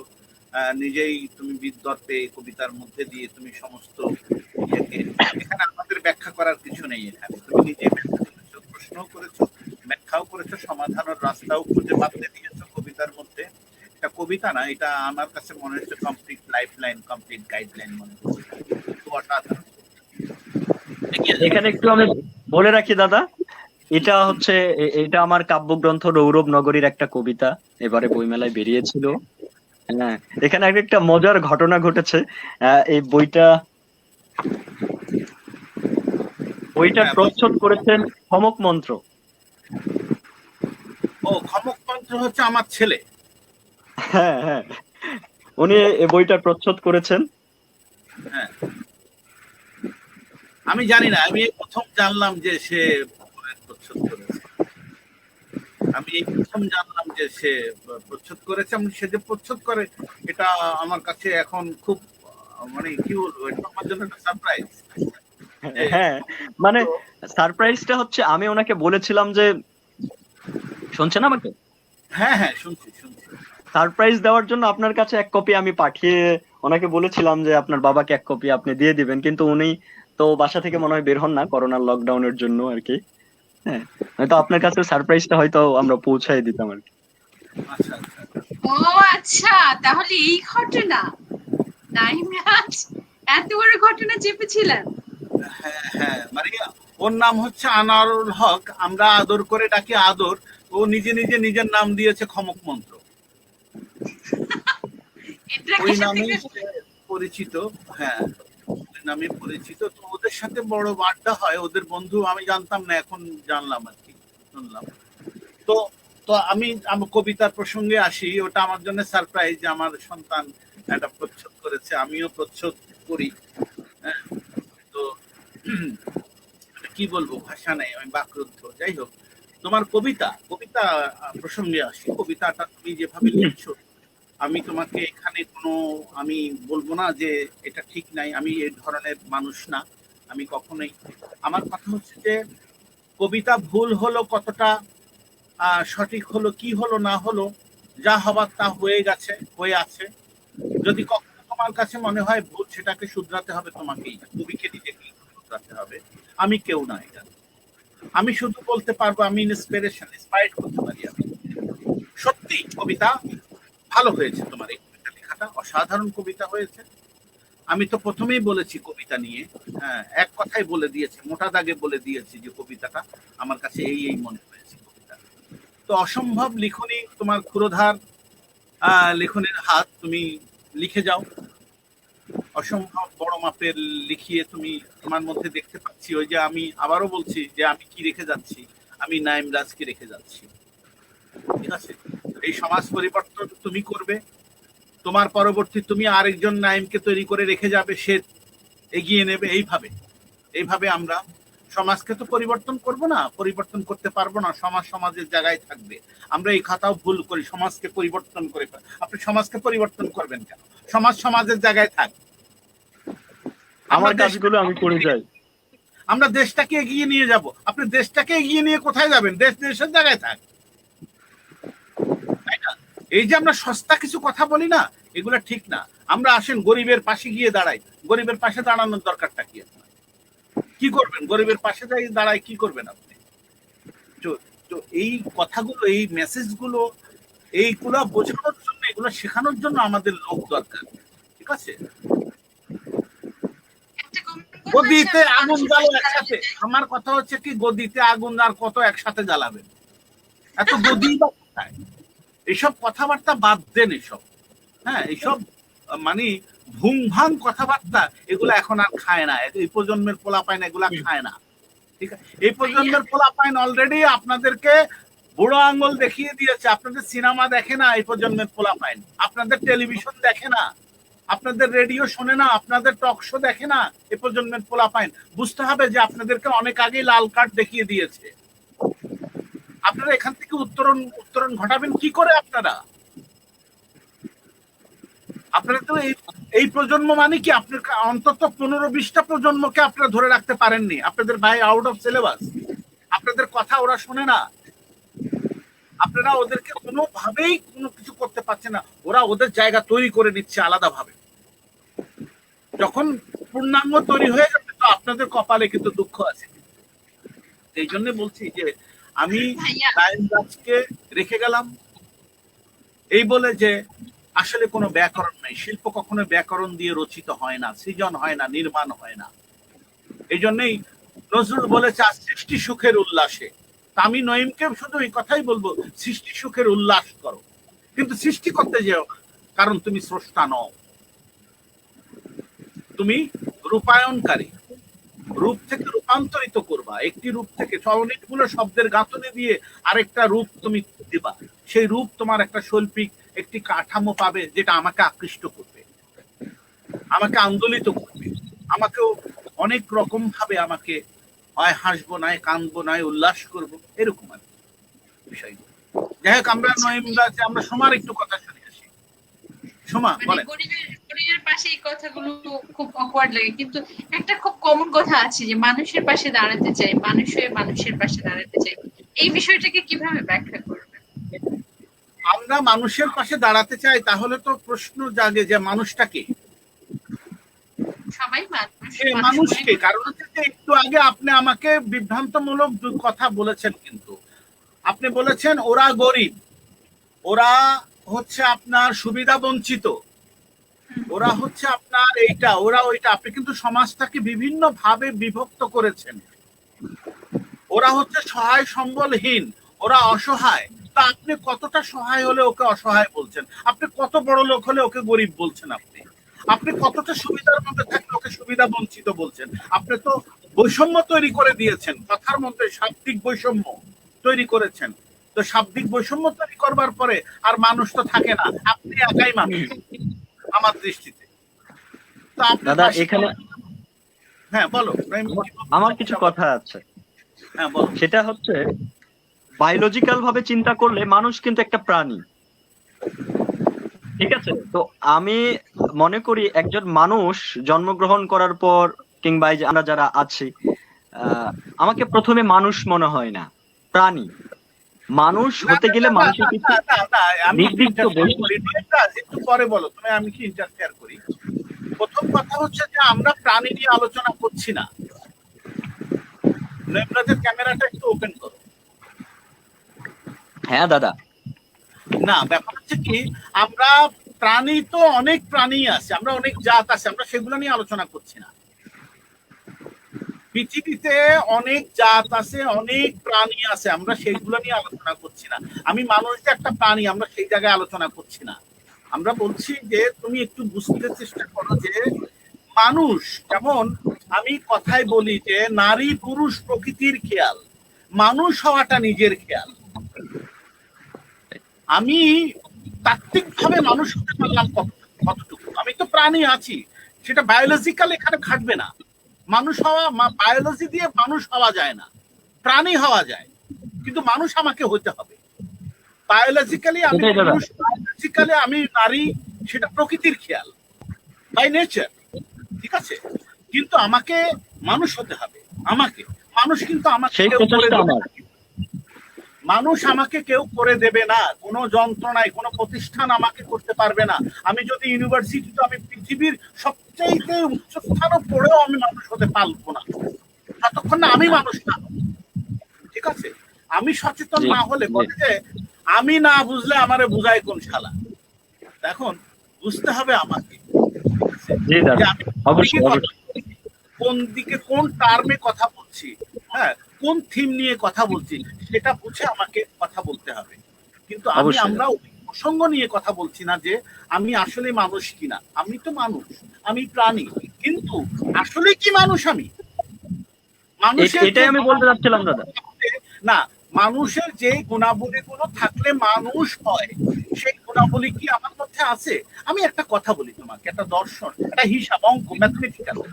এখন 1 টাকা কখন হবে? 1 টাকা কখন হবে? 100 পয়সা যখন হবে তখন 1 টাকা হবে। যদি 1 পয়সা মাইনাস হয় তাহলে কি এটা 1 টাকা হবে? 1 পয়সা মাইনাস হয়ে গেলে ওটা 1 টাকা হবে না, ওইটা স্রেফ 99 পয়সা হবে। একদম একদম দাদা। 1 পয়সার ঘাটতির কারণে ওটা কোনোদিনই 1 টাকা হতে পারলো না। তাহলে এখানে বড়টা ইম্পর্টেন্ট কোন জায়গাটা? ওই 1 পয়সা না 99 পয়সা? ইম্পর্টেন্ট কোনটা?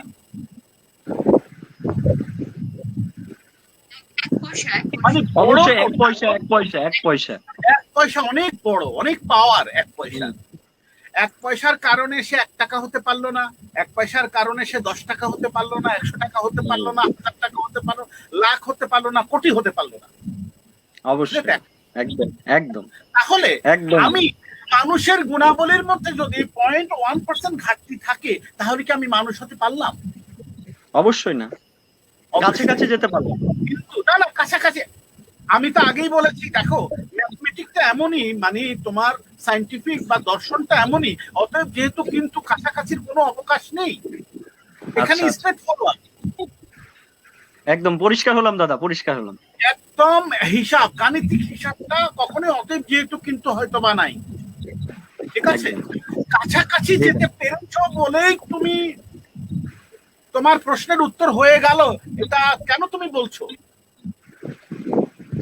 তুমি 100 পাতা 1000 পৃষ্ঠা অঙ্ক করেছো, একটা দশমিক ভুল হয়েছে, 1000 পাতার অঙ্ক করার জন্য, লেখার জন্য কি তোমাকে নাম্বার দেবে?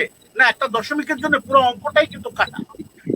একদম, হ্যাঁ দাদা, 1000 পৃষ্ঠার পুরো অঙ্কটাই কাটা। তো জীবনের বিশ্লেষণে অঙ্ক, ম্যাথমেটিক্স এমন ভাবে জড়িয়ে আছে যে 0.1% ঘাটতি থাকলে ডেফিনেটলি নট, তার মানে আমি মানুষ না। 0.1% থাকলে ওটা রাজনীতি না, 0.1% ঘাটতি থাকলে ওটা ধর্ম নয়, ওটা কর্ম নয়, ওটা নীতি নয়, আদর্শ নয়। কেন? 1% ঘাটতি আছে। 0.1% ঘাটতি থাকলে ওটা কিছুই হবে না।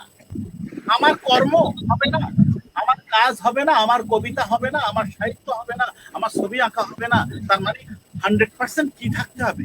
ভালোবাসাটা আমি দরদ দিয়ে করেছি, 100% আমার ইমপ্লিমেন্ট ছিল ওর মধ্যে, আমার মানে কি বলবো, শ্রমটা ছিল, আমি শ্রম দিয়েছি 100%। এই জন্যই ওটা একটা ছবি হয়েছে, ওটা একটা কবিতা হয়েছে।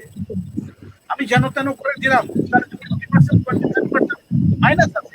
মাইনাস থাকলে আমি নিজেও বুঝবো 1% মাইনাস আছে। হ্যাঁ, এবার বলো। ভাইয়া আমি এবার একটা কবিতা পড়ে ফেলি। হ্যাঁ, একটা কবিতা হয়েছে। এক মিনিট। হ্যাঁ, কবিতা পড়ে ফেললেই তো হবে না, কবিতাকে আমাদের ইয়ে করতে হবে, পুষ্ট করতে হবে কবিতাকে। হ্যাঁ নঈম, বলো কি বলছিলাম। না, আমার বোর্ডটা এখন পরিষ্কার। আপনি যেটা বললেন, অবশ্যই 1% একটা পয়েন্ট অনেক গুরুত্বপূর্ণ জীবনে এবং সব ক্ষেত্রেই। তাহলে এবার আমার সমাপু কবিতা পড়বে নাকি? সমাপু কবিতা পড়তে চাচ্ছে একটা আর কি। সমাপু কি করে পড়ুক, আমরা। নঈম কয়টা পড়েছে? একটা কবিতা পড়েছে। অনেক, নঈমের একটা শুনবো আমরা সবার শেষে। আচ্ছা ঠিক আছে, দাও সমা পড়ো তাহলে। এটা খুবই ছোট্ট একটা শোনো, প্রস্তুত থাকো, শোনো। এটা হচ্ছে একেবারে এই পর্যন্ত আমরা যে কবিতাগুলো পড়ছিলাম বা আলোচনা করছিলাম, একেবারে টোটালি ফরম্যাটের বাইরে একটা লেখা। আমাকে ভালোবাসো, তবে আমার বিশ্বাস ছুঁয়ে থাকো। যতক্ষণ বিশ্বাস ছুঁয়ে আছো, ততক্ষণই তুমি রাজত্ব করবে। আমার শিরা উপশিরা ধমনী, শ্বাস প্রশ্বাস ও বয়ে চলা রক্তের প্রবাহে স্নায়ুতন্ত্রে থাকবে তোমার সূর্য সিংহাসন। বিশ্বাস ফুরিয়ে গেলেই তুমি প্রেমময় কারাগারে নিক্ষেপিত পরাজিত রাজা, এক মহাবিষ্ট প্রজা, বই আর কিছু নয়। ভালোবাসার সকল পুজো বিশ্বাসে, অবিশ্বাসে কেবল ছড়া পাতা। বিশ্বাস ছুঁয়ে থাকো রাজা, বিশ্বাস ছুঁয়ে থাকো। বাহ, এটা কে লিখেছে কে?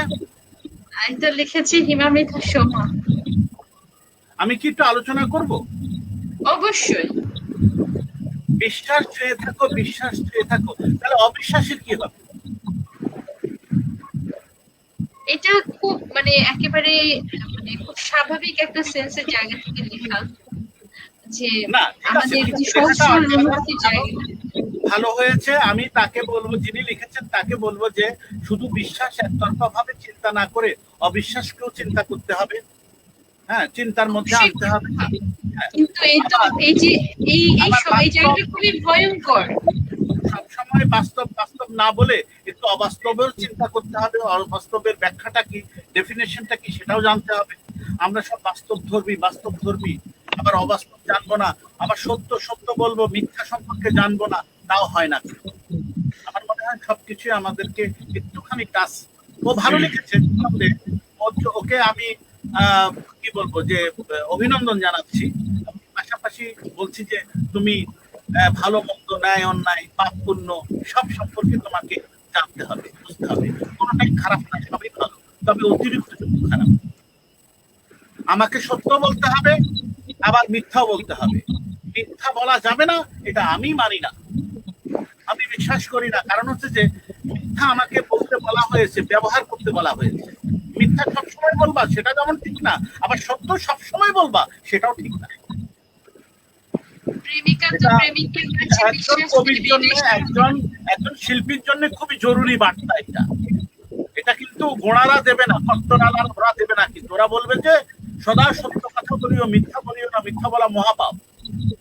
তো আমাদের নবী মিথ্যা বলেছে, ওই যে আমি বলি মিথ্যা কখন বলবা, আমার ঘরে যখন একটা লোক ঢুকে পড়েছে, মিথ্যার ব্যবহার করতে বলেছে, মিথ্যা কথা বলতে নিষেধ করেনি, বলেছে তুমি বলবা, তুমি জীবন বাঁচানোর জন্য প্রয়োজনে যখন দেখবা যে এখন জরুরি, এখন মিথ্যা বলা দরকার, তখন বলবা।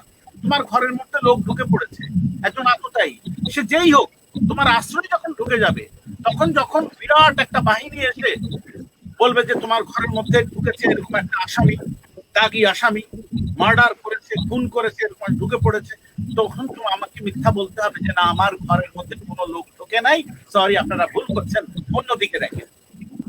তার মানে আমার আশ্রয় যখন চলে আসবে, তখন সে যত খারাপই হোক না কেন, এখন আমাকে ওকে বাঁচাতেই হবে, দিস ইজ মাই ডিউটি, এটা আমার দায়িত্ব, কর্তব্য। তো দায়িত্ব কর্তব্যের জায়গায় অনেক সময় মিথ্যাটাও কিন্তু অনেক বেশি বিষয় ভিত্তিক হয়ে ওঠে। এই জন্য মিথ্যা বলা যাবে না, এটা ঠিক না। মিথ্যা বলা হবে, মিথ্যার ব্যবহার, অপব্যবহার থেকে বিরত থাকবো আমরা সব সময়। ও বলছে না অতিরিক্ত টুকুই খারাপ, সবই ঠিক আছে, কিন্তু অতিরিক্ত খারাপ। হ্যাঁ, ওই যে মানে আমি সব সময় হচ্ছে কি যেরকম একটা কথা আছে না, মানে সদা কি যেন আমি ভুলে গেছি এখন, প্রবাদের উপর নির্ভর করে জীবন চলমান। ঠিক আছে, আমরা সমাজ যখন মনে পড়বে তখন আমরা শুনবো। তো আমি খুবই সরি, মানে সদা সত্য কথা বলবেন কি টাইপের একটা প্রবাদ, হ্যাঁ, সেই প্রবাদের উপর দাঁড়িয়ে জীবন পরিচালনা করা, ওই প্রবাদের উপরে দাঁড়িয়ে আছে। যাই হোক, হোয়াট এভার, আমি এখন যেটা বলতে যাচ্ছিলাম, এই মুহূর্তে আপনারা আমাদের 6 জন দেখছেন আর কমেন্ট করেছেন যারা, তাদের নামগুলো আমি পড়তে পারিনি। কমেন্ট বেশিরভাগ কমেন্ট জুয়েল করেছেন, মামুন জুয়েল, দেবাতুষ লিখেছিলেন শুনছি, দেলোয়ার সাহেব দেখছেন আমাদেরকে, আরো অনেকে আশা করে দেখছেন। আর সবাইকে বলবো, আপনাদের মধ্য থেকে যদি কারো ইচ্ছে হয় আপনারা লাইভে জয়েন করতে চান, ওখানে লিংক দেওয়া আছে, আপনারা ওই লিংকে ক্লিক করে সরাসরি স্টুডিওতে চলে আসবেন, আমরা আপনাদেরকে নিয়ে নিব। এবার আমরা কি নাইমের কবিতা শুনবো? আমার খুব ইচ্ছে রফিক ভাই আপনার কাছ থেকে একটা কি কি রফিক ভাই কবিতা শুনবেন। রফিক ভাইয়ের আরেকটা পরিচয় হচ্ছে, আগামী সপ্তাহে শোনাবো। ওকে ওকে, আমি সবাইকে বলে দিই যে রফিক ভাইয়ের জন্য আগামী, মানে রফিক ভাই আমাদেরকে আগামীকাল একটা সারপ্রাইজ, আগামী সপ্তাহে একটা সারপ্রাইজ দিবেন। সেটা হচ্ছে যে কবিতা শোনাবেন। আর রফিক ভাই যে এত চমৎকার কবিতা পড়তে পারেন, এটা আমি আজকে জেনেছি, আমি জানতাম।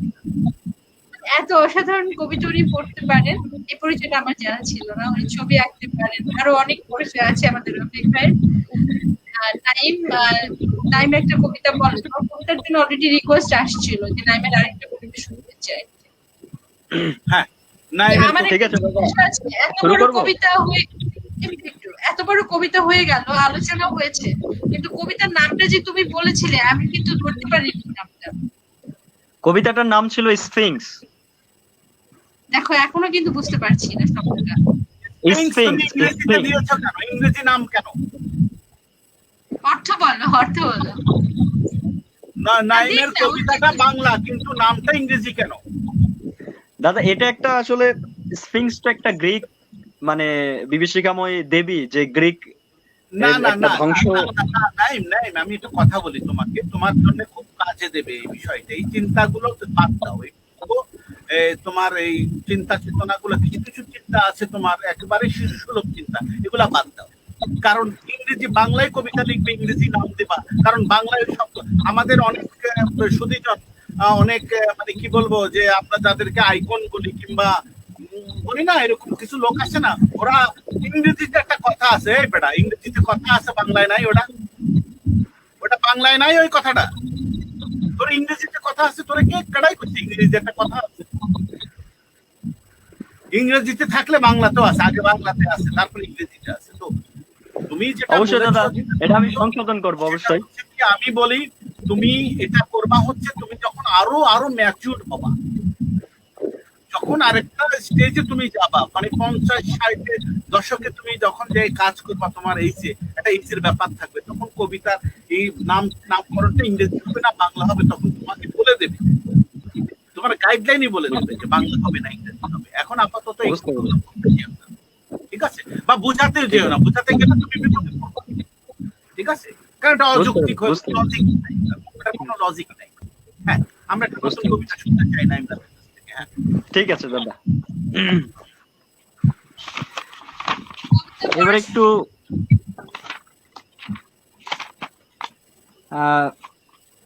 একটু প্রেমের কবিতা একটা পড়ি।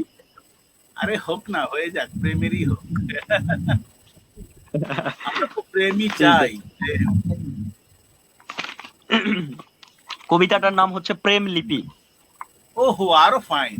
এই তো, নামা নামা, প্রেম নামা বল। আমরা মনে হয় প্রেমে পড়ে গেছি। হ্যাঁ, আমাদের প্রেমে পড়ার কথা না। ছিন্নমূল কথার ফাঁকে কখন প্রেম হয়ে গেছে আমরা জানতে পারিনি, বুঝতে পারিনি। তোমার কাজল নয়ন দেখিনি, দেখতে ইচ্ছে করেনি কখনো। জানো, আমার বড় ভয় হতো যদি তোমার কাজল চোখের তীরে খুন হয়ে যায়। তাই কখনো বলার সাহস পাইনি, প্রিয়তমা কাজলের চাদরে আখি বরণ করো না। প্রিয়তমা না ঠিক, প্রিয় মানুষ। আবেগী মনে ভালোবাসার ভুল চুম্বনের আহ্বান করো না। আমি তোমার পথ চেয়ে চেয়ে চোখে কঙ্কাল দেখি, আমার আর মস্তিষ্কের স্বাধীনতা নেই। তুমি ছুরি হাতে চুরি করেছো, অনুভূতির দরজায় অতন্দ্র প্রহরী হয়। সংজ্ঞাহীন অসময়ে ঝটিকা সফর, শাখারি বাজার, বাংলা বাজার, পিয়ারিদাস রোড কিংবা বুড়িগঙ্গার কোল বেয়ে দূর দূরান্তে হেঁটে চলা। মনের অজান্তে তোমার শীতল হাতের ছোঁয়া আমাদের অসমাপ্ত প্রেমের সাক্ষী। এই তো জীবন, কতই না সুন্দর লাগে বলো। তোমার গলায় রং বেরঙ্গের গানের নৃত্য, জ্যোৎস্না রাতে কপালে লাল টিপে আমার হৃদয় রাহুগ্রস্ত হয়। মাঝে মাঝে মায়ের মতো শাসন, অভিমানে গাল ফুলিয়ে মুখে লাল রেখার আঁকিবুকি, ঠোঁটে জ্বলন্ত সিগারেট চুম্বন, কখনো বা বুড়িগঙ্গায় আবেগ স্নান। শীতের ছুতোয় লজ্জা ভুলে জনতার ভিড় ঠেলে উন্মুক্ত আকাশের নিচে আলিঙ্গন, বারবার অপ্রস্তুত চাহনি, সবই তোমার অসমাপ্ত প্রেমপত্র। তবুও আমি বুঝিনি, চেষ্টা করিনি বোঝার। আমি প্রেম থেকে তোমার বন্ধুত্বকে বেশি ভালোবাসি। আমি কবি, আমার সরলতা দুর্বলতা প্রেমের প্রভাত কুঞ্জে। তুমি শৌখিন বিলাসী, কোনোদিন আমাদের প্রেম হবে না। কারণ কবিরা সাদাসিধে অগোছালো ছেলে মানুষই পছন্দ করে। কবিরা কখনো আবেগী, কবিরা কখনো প্রেমিক, কখনো বা রুদ্র কঠিন পাথর। তোমার সমীকরণীয় মনে আমার ক্ষণস্থায়ী যাওয়া আসা। ঘর পোড়ার ভয় নেই আমার, মন পোড়ার ভয়ে তোমায় দেখেও দেখি না। তবে তোমার মঙ্গল চায়, অন্য পথে অন্য অনুভূতিতে সুখী হও। যদিও আমায় কখনো ভুলে যাও, তখনও আমার কলম তোমার কথা বলবে। তুমি মূল্যবান, তুমি চিরঞ্জীব, তুমি অতুলনীয়, তুমি আমার, তুমি আমার, তুমি আমার। ধন্যবাদ। অসাধারণ অসাধারণ প্রেমের মানে সমীকরণ তোমার। আহ, প্রেমের প্রেমনামা প্রেম লিপি প্রেম নামা যাই বলি না কেন, অসাধারণ অসাধারণ লিখেছে। আচ্ছা, তুমি কি ধন্যবাদ। পূর্ণেন্দু পত্রী নামে কোনো কবিকে চেনো? জি দাদা। পূর্ণেন্দু পৈতৃক। হ্যাঁ, পূর্ণেন্দু পৈতৃর আমি নাম শুনেছি, কখনো ওনাকে নিয়ে আমার পড়াশোনা করার সুযোগ হয়নি আর কি। কবিতা শোনো নাই তো? কবিতা শুনবা, আজকে থেকে কবিতা শুনবা। ঠিক আছে দাদা। ইউটিউবে সার্চ দেবা কামরুল হাসান মঞ্জু। কামরুল হাসান মনো, ঠিক আছে। মঞ্জুর আবৃত্তিতে কথোপকথন শুনবা। শুনলে ঠিক আছে দাদা। তোমার বেশ প্রভাব আছে। মানে আমার কাছে যতক্ষণ শুনছিলাম তখন মনে হচ্ছিল যে পূর্ণেন্দু পত্রীর কবিতা শুনছি। ওর ওরকম বেশ শব্দ চয়নের দিক থেকে তোমার ওইরকম একটা স্টাইল আছে। তবে তোমার চাইলে তুমি দেখো, আমি বলছি না যে ওইরকম হচ্ছে, তোমার একটা স্টাইল আছে, একটা ধারা আছে। হ্যাঁ, তবে তুমি প্রেমের কবিতা বলতে গিয়েও কিন্তু তুমি তোমার একটা স্টাইল এখানে ইয়ে সমা লক্ষ্য করেছে কিনা জানি না, আমি লক্ষ্য করলাম। দুটো কবিতা শুনলাম তো, প্রেমের কবিতা শুনতে যে আমি বেশি করে এটাকে মোটা দাগ দিতে পারলাম মনে হয়। ও কিছু বলতে গেলেই কিন্তু একটা বিশালতা চলে আসে, কিন্তু প্রেম নিয়ে বলতে গিয়েও সে কিন্তু কোনোটাই ছাড়েনি, কোনোটাই বাদ দেয়নি, সবকিছু নিয়ে আসছে। এটা তার একটা স্টাইল আমার কাছে মনে হয়েছে, না আমি ডেফিনেটলি করতাম। ঠিক আছে, ও সবকিছুকে যে ফিল করে, রিয়ালাইজ করে, শুধু প্রেমের জায়গাটাই থাকে না। ও একটা, আমরা বলি না যে একটা ঘোরের মধ্যে থাকা, ও ঘোরের মধ্যে থাকে না। ও ছিটকে বেরিয়ে গিয়ে সমাজটাকে চোখে আঙুল দিয়ে শাখা প্রশাখা গুলো দেখে দেয় যে এই অবস্থা। আমার শুধু প্রেম করলে চলবে না, আমার কিন্তু ঘর করতে হবে, আমার টাকা উপার্জন করতে হবে, আমাকে বাস্তবতার এখানে ওই যে বাস্তবতা ঘুরে ঘুরে, তার মানে আমাকে জীবন জীবিকা যেভাবে চলে সেখানেও আমাকে পারফরমেন্স করতে হবে। ঠিক আছে, তো সবকিছু মিলিয়ে তার প্রেমের কাহিনীটা অসম্ভব ভালো করেছে। এভাবে ধন্যবাদ চালিয়ে দাদা। অবশ্যই দোয়া রাখবেন দাদা। ধন্যবাদ। ভাইয়া, আমরা 1 ঘন্টা 17 মিনিট হয়ে গেল, 1 ঘন্টা থাকবো বলেছিলাম। আরেকটা কি কবিতা হবে? হ্যাঁ, তুমি পড়ো, কবিতা পড়ো এবার। আমাদের ইয়ে পেজে দেখো কেউ আছে কিনা। হ্যাঁ, পড়বো আমি গ্রুপ থেকেই। অবশ্যই গ্রুপ থেকেই পড়বা, তো নতুনদের কবিতাই পড়বা। আমরা তো রবীন্দ্রনাথের কবিতার আসর এখানে জমাচ্ছি না, নজরুলের কবিতা পড়ার জন্য এখানে আসিনি। আচ্ছা, MNS তুর্কি একজন, উনি অনেক সিনিয়র, ওনার সাথে আমার একবার আলাপ হয়েছিল। উনি, ওনার ভাবনা আছে, যদি সময়ের সুযোগ হয় ওনার সাথে আশা করি আপনাকে পরিচয় করে দিতে পারবো। অবশ্যই এখন ওনার কবিতাটা পড়ি। হ্যাঁ, হ্যাঁ পড়ো। শিরোনাম হচ্ছে হারিয়ে গেছো, MNS তুর্কি। হারিয়ে গেছো তুমি এখন ইট পাথরের কংক্রিটে করা। হারিয়ে গেছো তুমি এখন ইট পাথরের কংক্রিটে করা তোমার ওই নিষ্ঠুর শহরে, যেখান হতে শুনতে পাই আমি হৃদয় বেচাকেনা হওয়ার উচ্চস্বরের হাক ডাক, যেখান থেকে শুনতে পাই আমি অপমান লাঞ্ছনার বিমূর্তের ঘোষণা, আর শুনি কেবল তোমার প্রতারণার ডানা ঝাপটানোর আওয়াজ ও ক্ষত বিক্ষত হওয়া আমার ভালোবাসার সোনালি ডানার নিঃশব্দে খসে পড়া বালকের করুণ আর্তনাদ। সেখানে আমি এখন তুচ্ছতার রঙে নির্মিত ক্রন্দনরত স্রষ্টার লজ্জিত ভাস্কর, তবু ব্যক্ত করতে পারি না ব্যথায় এ আঘাত। এ যেন প্রেমের জরায়ু ভেদ করে প্রসব করে প্রেমহীনতা, আর নিলামে উঠিয়ে বিক্রি করে আমার একের পর এক ভালোবাসার পবিত্র প্রতিটি শব্দের প্রাণের কাতরতা। তবুও তোমার হৃদয়ের জানালায় উঁকি দেয় না আমার দীপ্ত আলোকিত সূর্যের পাহাড়। পৌঁছায় না আমার আকুতি তোমার কাছে অনুসম, শুধু চোখে পড়ে তোমার অবহেলার বড় বড় হিমালয়, চোখে পড়ে ঘৃণার প্রচন্ড কালো কালো মেঘ। তবু আজও চির ধরেনি সামান্যতম তোমার ভালোবাসার পবিত্র আকাশে, অখণ্ড শুভ্র মেঘ এখনো পিছু নাই তোমার পিছে, আর চেয়ে থাকে তোমার দিকে, কখন অঝোর বর্ষা হয়ে ঝরে পড়বে তোমার মাঝে। আহ তারিখ 11/4/2021, বার রবিবার, সময় 4:32 বিকাল, স্থান শঙ্করপুর, যশোর। অসাধারণ অসাধারণ লিখেছেন। আমি কবিতা শুনছিলাম আর মনে মনে আজকে নতুন একটা ভাবনা আমার মধ্যে উঁকি দিয়েছে যে আসলে প্রেম নিয়ে এত কত মানে কত কোটি কোটি কবিতা লেখা হয়েছে আমার জানা নেই, আমি কখনো গুনেও দেখিনি। তবে যতই শুনি না কেন সবচেয়ে মজা লাগে এখানে যে এই কবিতাটা এই প্রথম লেখা হলো, এটা নতুন একটা কবিতা, মানে আলাদা করা যায় কবিতাটা। কবিতা যখন লেখেন আমার কাছে আশ্চর্য লাগে যে এত কবিতার ভিড়েও মানে একটি কবিতার সাথে আবার আরেকটি আলাদা কেমন করে হয়ে যায়। মিলে যায় না। কিন্তু মানুষ না। যেমন একজনের চেহারা আরেকজনের চেহারা পার্থক্য, তো মানুষ যখন এই মানে সৃজন করে নির্মাণ করে সেখানেও কিন্তু এই প্রভাবটা দেখতে পাই যে একটি কবিতা থেকে আরেকটি কবিতা স্বতন্ত্র আলাদা। হ্যাঁ, এই যে প্রেম নিয়ে এই একটু আগে আমাদের পড়ছিল, কি জানি নাম, রাজ। হ্যাঁ রাজ, রাজ কবিতা পড়ছে প্রেম নিয়ে। আবার যখন দাদার কবিতাটা আমরা শুনলাম তখন মনে হলো যে আরেক জগতে চলে গেলাম, আরেক জগতে প্রবেশ করলাম প্রেম নিয়ে। আর আমারটা দিলেন একেবারে ফালায়া।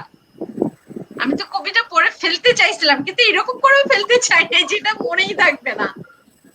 না না, কবিতা তো অন্যরকম জিনিস। আসলে কবিতা পাঠ এক জিনিস, কবিতা আবৃত্তি আরেক জিনিস। আমরা এখানে কবিতা পাঠ করতে বসেছি, কবিতা পড়তে বসেছি।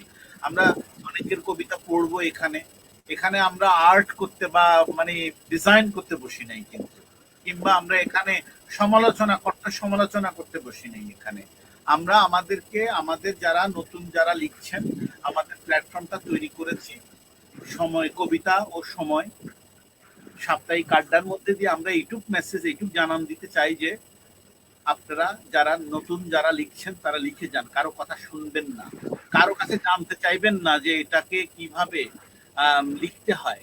হ্যাঁ, ব্যাকরণটা কি, ব্যাকরণ দরকার নাই, ব্যাকরণ মেপে লিখতে গেলে আপনি আর কবি হবেন না। আপনি লিখেন, আপনার যা ইচ্ছে তাই আপনি লিখেন, লিখতে থাকেন, লিখতে লিখতে আপনি একসময় কবি হয়ে যাবেন। মনের অজান্তে গ্রামার আপনার মধ্যে চলে আসবে, ব্যাকরণ আপনার মধ্যে চলে আসবে। ঠিক আছে, সাহস করে লিখে যান। প্রত্যেকটা লেখার কোনো লেখা ফেলে দেবেন না। অনেকে লিখে করে কি ফেলে দেয়। আমি বিনীত অনুরোধ করব যে আপনারা যে লেখাটা লিখছেন আপনার কাছে মনে হয়েছে এটা, এরকম করে ফেলে দেবেন না। ওই লেখাটার যত্ন করে রাখেন, কোনো একদিন ওই লেখাটা কথা বলবে, ওই লেখাটা প্রাণ পাবে। আপনার অবহেলিত লেখা, ফেলে দেওয়া লেখা, উচ্ছিষ্ট লেখা, ডাস্টবিনে ফেলার মতো কবিতা, এরকম লেখা আপনারা কখনোই ফেলে দেবেন না। সেটাকে ভাঁজ করে রেখে দেন। এটা 5 বছর 10 বছর পরে দেখবেন যে এটা দামি হয়ে উঠছে, এটা অ্যান্টিক হয়ে উঠছে। আমি বিনীত অনুরোধ জানাবো যারা লিখছেন, যারা লেখালেখি করছেন, কোনো লেখাই আপনার মানে কি বলবো পরিত্যক্ত নয়। ওটা ওটা কিছু একটা হয়েছে। রবীন্দ্রনাথ থেকে আমরা কি শিখলাম তাহলে? রবীন্দ্রনাথ কিন্তু কোনো লেখায় ফেলে দেন নাই, কিন্তু ওটার মধ্যে আঁকিবুকি করে ওই লেখার মধ্যে দিয়ে একটা ছবি এঁকে কিন্তু ওটা রেখে দিয়েছেন। রবীন্দ্রনাথের লেখার মধ্যে অনেক আঁকা আঁকি দেখেছে না, ওটা কিন্তু ফেলে দেওয়া, উনি ফেলে দেয়নি। যখন কবিতা হয়নি তখন কবিতাকে উনি চিত্রে রূপ দিয়ে দিয়েছেন, একটা চিত্রকল্প ওটার মধ্যে পেয়েছি আমরা। কিন্তু উনি জীবনে কোনো লেখা এই রকম করে ছুঁড়ে ফেলে দেন নাই। লেখা হয়নি ভালো কথা, ওই লেখা অন্যদিকে চলে যাক, আরেক দিকে ডাইভার্ট করেছে, চিত্রশিল্পের দিকে ডাইভার্ট করেছে। আমি তাদেরকে অনুরোধ করবো যে আপনারাও এরকম করে প্র্যাকটিস করেন, কিছু একটা রেখে দেন। হ্যাঁ, তারপরে আমাদের রাজ কোথায় গেল? কি যেন ওর বোধহয় নেটওয়ার্ক সমস্যা না কি জানি না, ও তো কিছু বলে যায়নি। আচ্ছা ঠিক আছে, এবার আমরা বোধহয় আজকের মতো করে বিদায় নেই, কারণ প্রায় 1.5 ঘন্টার মতো হয়ে গেছে। হ্যাঁ, আর 7 মিনিট আছে, তুমি কিছু বলে নাও। 1:23 আমরা 1.5 ঘন্টাই থাকবো, একদম মাপা 1.5 ঘন্টা। আমি যাবার আগে যে কথাটা খুবই গুরুত্বের সাথে বলতে চাই, পড়ার যে অভ্যেসটা, হ্যাঁ, পড়ার অভ্যেস করা, মানে আমরা এই যে গ্রুপে, আমি যেমন আমি যখন কবিতা পড়ি আমি কিন্তু গ্রুপ থেকে কবিতা পড়ি, গ্রুপে যারা কবিতা পোস্ট করেন ওনাদের কবিতাগুলি পড়ার চেষ্টা করি। তো আপনারা যারা গ্রুপের সদস্য আছেন সবার প্রতি বিনীত অনুরোধ আপনারা সবাই সবার লেখা পড়েন। মানে এই হৃদ্যতাটা কেমন যে আপনার একজনের লেখার মাধ্যমে তার সাথে পরিচয়, লেখার মাধ্যমে পরিচয়, লেখার মাধ্যমে পরিচয়টা তখনই সম্ভব যখন আমরা লেখাটা পড়বো, যখন লেখাটা পড়ে আমরা আমাদের প্রতিক্রিয়াটা জানাবো। এই যে একটা প্র্যাকটিস, এটা মানে এই প্র্যাকটিসটা যদি শুরু হয় আমাদের মধ্যে হৃদ্যতা বাড়বে, আমাদের মানে কোলাবোরেশনটা হবে, আমরা আরো ভালো ভালো কাজ ইনশাল্লাহ করতে পারবো। এটা সবার কাছে অনুরোধ, সবাই সবার লেখা পড়েন, পাঠ প্রতিক্রিয়া জানান কমেন্ট বক্সে। এটা যে একটা গ্রুপকে অ্যাক্টিভ করে রাখার জন্য নট লাইক দ্যাট, এটা আসলে প্রয়োজন, আমাদের সবার জন্য প্রয়োজন। এটা ফিল করে, আমি ফিল করেই কথাটা বলি, হয়তো অনেক আমি বুঝাতে পারি না। রফিক ভাই আমার মনে হয় আপনি আমার কথাটা বুঝতে পেরেছেন, আমি যেটা বলতে চাচ্ছি আর কি। আমি বুঝতে পেরেছি। এমনকি এটার সাথে আমি একটু যুক্ত করতে চাই যে এটা সোমা বললে আরো ভালো হবে, আমি একটু সময়কে ধরিয়ে দেই। সোমা তুমি বলো যে আমরা প্রতি সপ্তাহে যখন আড্ডা দিতে আসবো আমরা কিন্তু ওইরকম সবাই যেভাবে আসে ঘটা করে ছবি টবি দিয়ে একবার দাওয়াত টাওয়াত করে এরকম মানে মেহমান টেহমান নিয়ে আসে, আমরা এইভাবে আসতে চাই না। আমরা খুবই সাদামাটা ভাবে আসবো, খুবই ন্যাচারালি আসবো। আমরা আমাদের সাথে যারাই আসতে চায় তারাই আসার সুযোগ পাবে, তাদেরকে লিংক দিয়ে দেয়। এই কথাগুলো তুমি বলে দাও তোমার মতো করে। এটা তো অলরেডি বলে দেয়াই আছে, আমাদের পোস্টার ওইভাবে করা আছে। তারপর তুমি একটু বলো রেকর্ড আকারে আবার এটা বাঁচতে থাকবে, ওটা বলে দাও। বলছি আমি যে আমরা মানে প্রত্যেক সপ্তাহে 10:30টায় কবিতার সময় লাইভে চলে আসবে। কবিতার সময় লাইভে কারা আসবে ইট ডাজন্ট ম্যাটার, কবিতার সময় লাইভে থাকবে প্রতি সপ্তাহে শুক্রবার রাত 10:30টায়। এবং যে কেউ এখানে জয়েন করতে পারেন, আজকেও খেয়াল করেছেন আমরা লিংকটা একেবারে কমেন্ট বক্সে দিয়ে দিয়েছি। আর কবিতার আড্ডাগুলো আমার মনে হয় যে এরকমই হওয়া উচিত, একেবারে ন্যাচারাল, সবাই এসে যোগ হলাম, মানে প্রস্তুতি থাকবে ওই ইসের মধ্যে। মানে আমি কি বলবো, আমরা থিয়েটার করতে গেলে আমাদের প্রস্তুতি লাগে, আমরা যখন মঞ্চে নাটক উপস্থাপন করতে যাই, আমরা আবৃত্তি করতে গেলে আমাদের একটা প্রস্তুতির দরকার হয়। কিন্তু আমরা তো আসলে আড্ডা দিচ্ছি কবিতা নিয়ে, বড়জোর আমরা কবিতা পাঠ করি, কবিতাটা দেখেও আমরা পড়ি, তো এখানে আর কোনো প্রস্তুতির প্রয়োজন নাই। আর মানে এরকম হুটহাট চলে আসলে বরং আর এক পরিচয় হয়, আড্ডাটা আরো ভালো জমবে। হ্যাঁ, আর এই যে ভিতরে কোনো রেস্ট্রিকশন কাজ করবেন না কারোর ভিতরে, যে বা অনেকের মধ্যে এরকম কাজ করে কোনো লাইভ হলে যে আমি যদি একটু লাইভে যেতে পারতাম, তার জন্য দরজা খোলাই আছে, উনি চাইলেই সেই জায়গাটা নিতে পারেন। তো আমি আসলে যে খুব ভালো বক্তা তা না, আমি যা বলতে চাচ্ছি আমার মনে হয় এই কথাটা গেল, মেসেজটা সবার কাছে গেল যে যে কেউ ইচ্ছা করলে সহজে ঢুকতে পারবে এখানে। মানে এখানে আলাদা করে সাহস সঞ্চয় করার কোনো দরকার নেই। আমাদের এই জায়গাটা, এই প্ল্যাটফর্মটা একেবারে অবারিত, উন্মুক্ত, একদম সহজ সরল জায়গা। এখানে একেবারে সে যদি মনে মনে ধারণা করে যে আমি আমার পারদর্শিতা কম, আমি একটু কম লিখতে পারি, ভালো পারি না, আমি তাকে বিনত অনুরোধ করবে তারা একটু বেশি বেশি আসবেন। যারা ভয় পান, যারা লিখতে পারেন না বা লেখা হচ্ছে না মনে হয়, তারা একটু বেশি বেশি আসবেন, আমাদের সাথে আড্ডা দেবেন। আমরা কথা বলতে চাই। নয়মরাজকে পেয়েছি। নয়মরাজ একটু শেষের কথা বলো, আমরা কিছুক্ষণ আমি দুঃখিত দাদা, আমার ইন্টারনেট সংযোগটা বিচ্ছিন্ন হয়ে গেছে। আমরা বুঝতে পেরেছি। নাইম, আমি একটু রফিক ভাই, নাইমকে আমি কিছু জানতে চাই নাইমের কাছে। নাইম, এই যে আমরা যে লাইভে আসছি, হ্যাঁ, ওপেন লিংক দিয়ে মানে যে কাউকে আমরা ওপেন ভাবে আমরা স্বাগত জানাচ্ছি সবাইকে, এই ব্যাপারটা আপনার কাছে কেমন লাগছে? বাহ, ফাইন, গুড কোশ্চেন। বলো। প্রথমত মানে আমি আপনাদের অনেক ছোট, সেই জায়গা থেকে বলি যে আমার মনে হচ্ছে যে আমাদের মতো আমাদের অবস্থানে যারা আছে তারা অনেক অনুপ্রাণিত হবে, মানে সাহস পাবে কিছু বলার, আপনাদের সঙ্গে কথা বলার কিছু সাহস পাবে। এটা অনেক অনুপ্রেরণামূলক একটা কাজ, যেটা আমার কাছে অনেক অসাধারণ লেগেছে। হয়তো এটা ফর্মাল কোনো প্রোগ্রাম হলে হয়তো আমিও যুক্ত হইতাম না, দেখা যেত আমার মধ্যে অনেক সংশয় কাজ করতো যে এখানে কোনো একটা ফর্মালিটিস নাই, সেই জায়গা থেকে দেখা যাচ্ছে যে আমরা কথা বলার একটা জায়গা পাচ্ছি। এই জায়গা থেকে অবশ্যই আপনাদেরকে অনেক সাধুবাদ। আর রিপিট করি, একটু উত্তর দেই। কখনো এটা ভাববা না মনে, কোনোদিন কখনো এই কথাটা বলবা না যে আমরা আপনাদের থেকে অনেক ছোট। এই শব্দটা আমি শুনতে চাই না, এই কথাটা কোনোদিনই বলবা না। কারণ শিল্পের জায়গায় কেউ ছোট বড় উঁচু নিচু নাই, আমরা সবাই সমান। আমিও তোমার কাছ থেকে শিখবো, আমরা উভয়ের কাছ থেকে জানবো, শিখবো, আমরা প্রতিনিয়ত শিখতে থাকবো। কে বড় কে ছোট আমরা সেই জায়গা না, রেসপেকটেশনের জায়গাটা ভিন্ন, অন্য জায়গা।